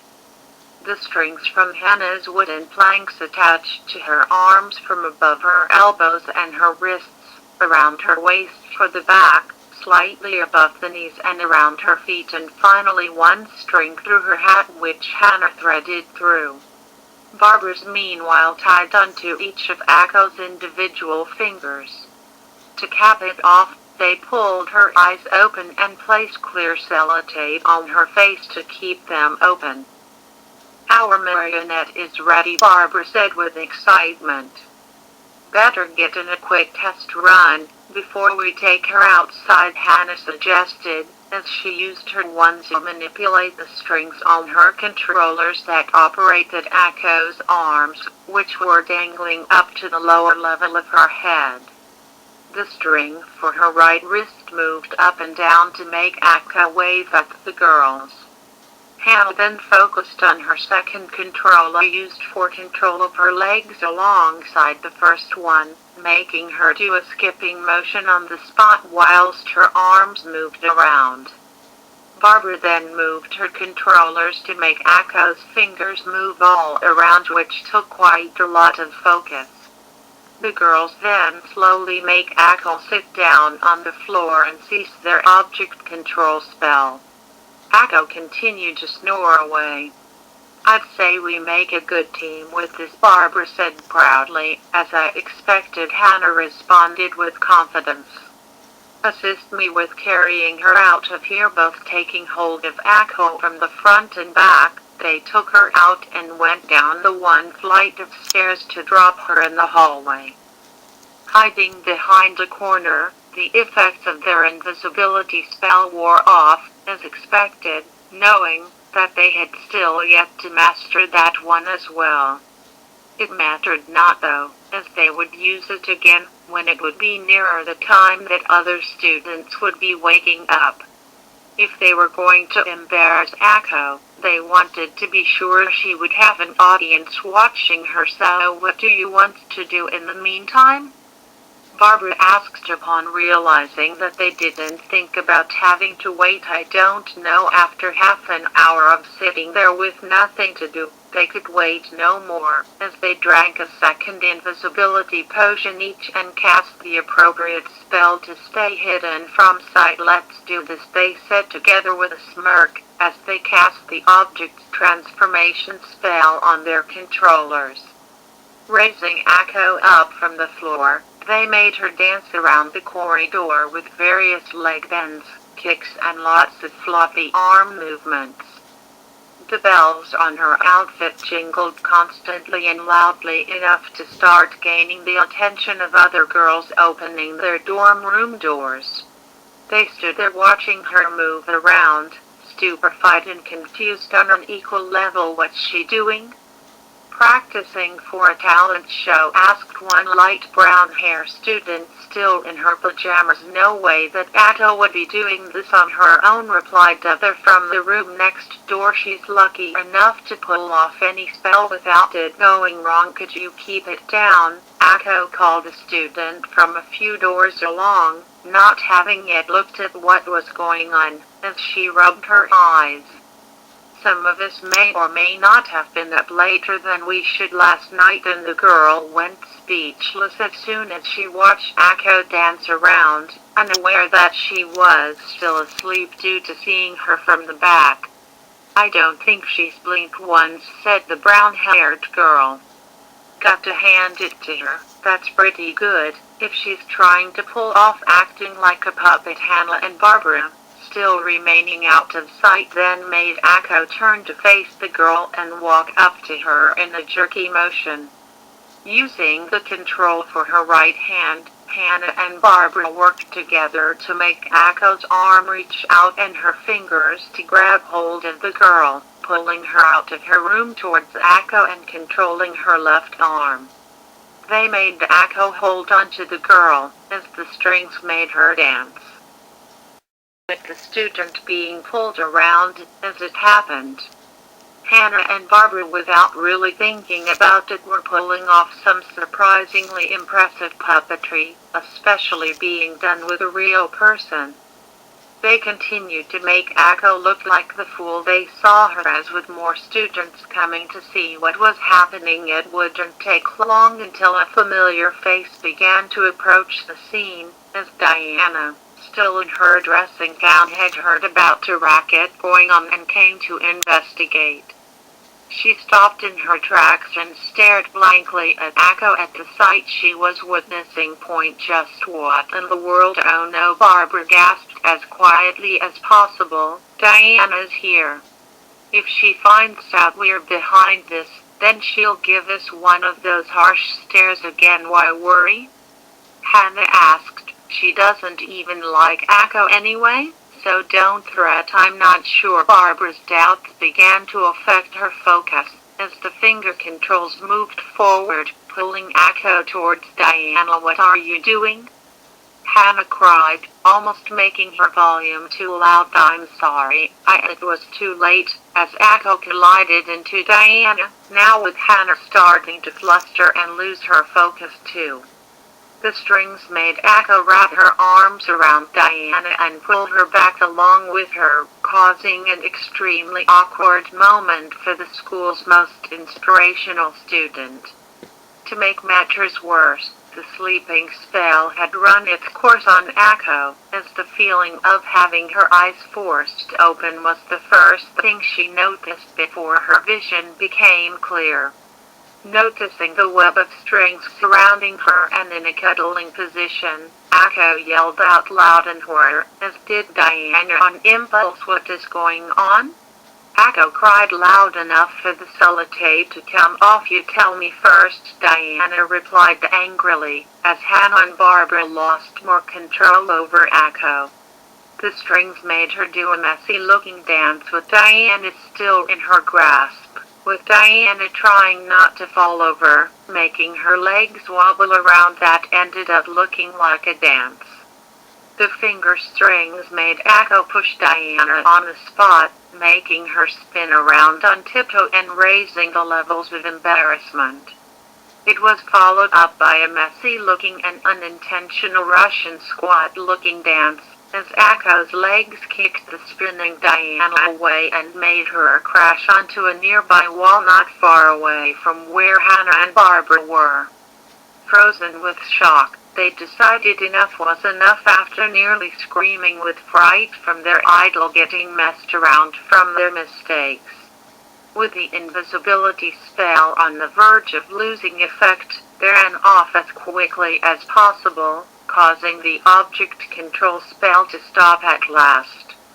The marionette controls fell from the air and landed right on Akko's head, causing the girl to collapse to the floor feeling bruised and dizzy. By now the other students had already made themselves scarce, wanting to avoid the possible outrage from Diana. Akko sat herself up, rubbed her head, wondering why on earth she was a puppet, but Diana coming up to her halted that question. Do you think this is all a game? Diana asked, as her voice gradually got angrier. Akko moved back a little in fear, as Diana's face gradually reflected her tone of voice.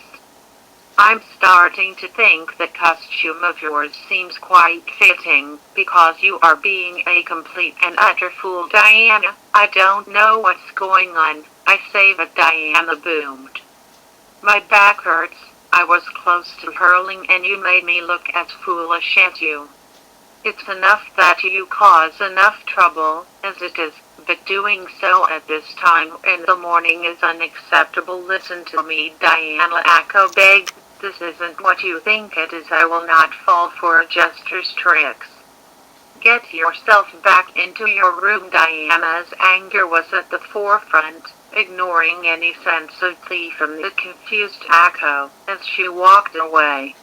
Akko watched her leave in silence, frustrated that she didn't get a chance to explain herself, even if she had no real answer to this.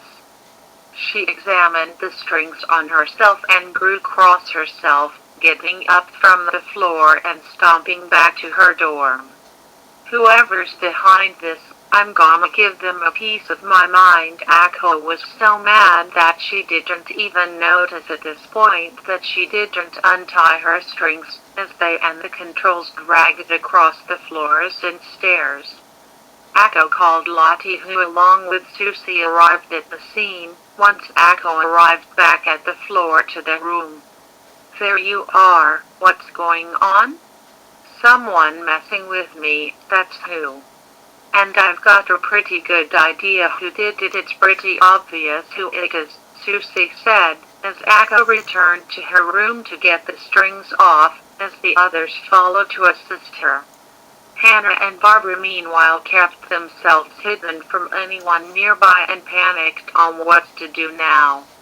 Whilst they had succeeded in making Akko look silly, it was possible that it could have some big consequences that may make them regret going along with this plan. If their second attempt to make Akko look bad was going to work, they had to change their tactics. Jim Ryu.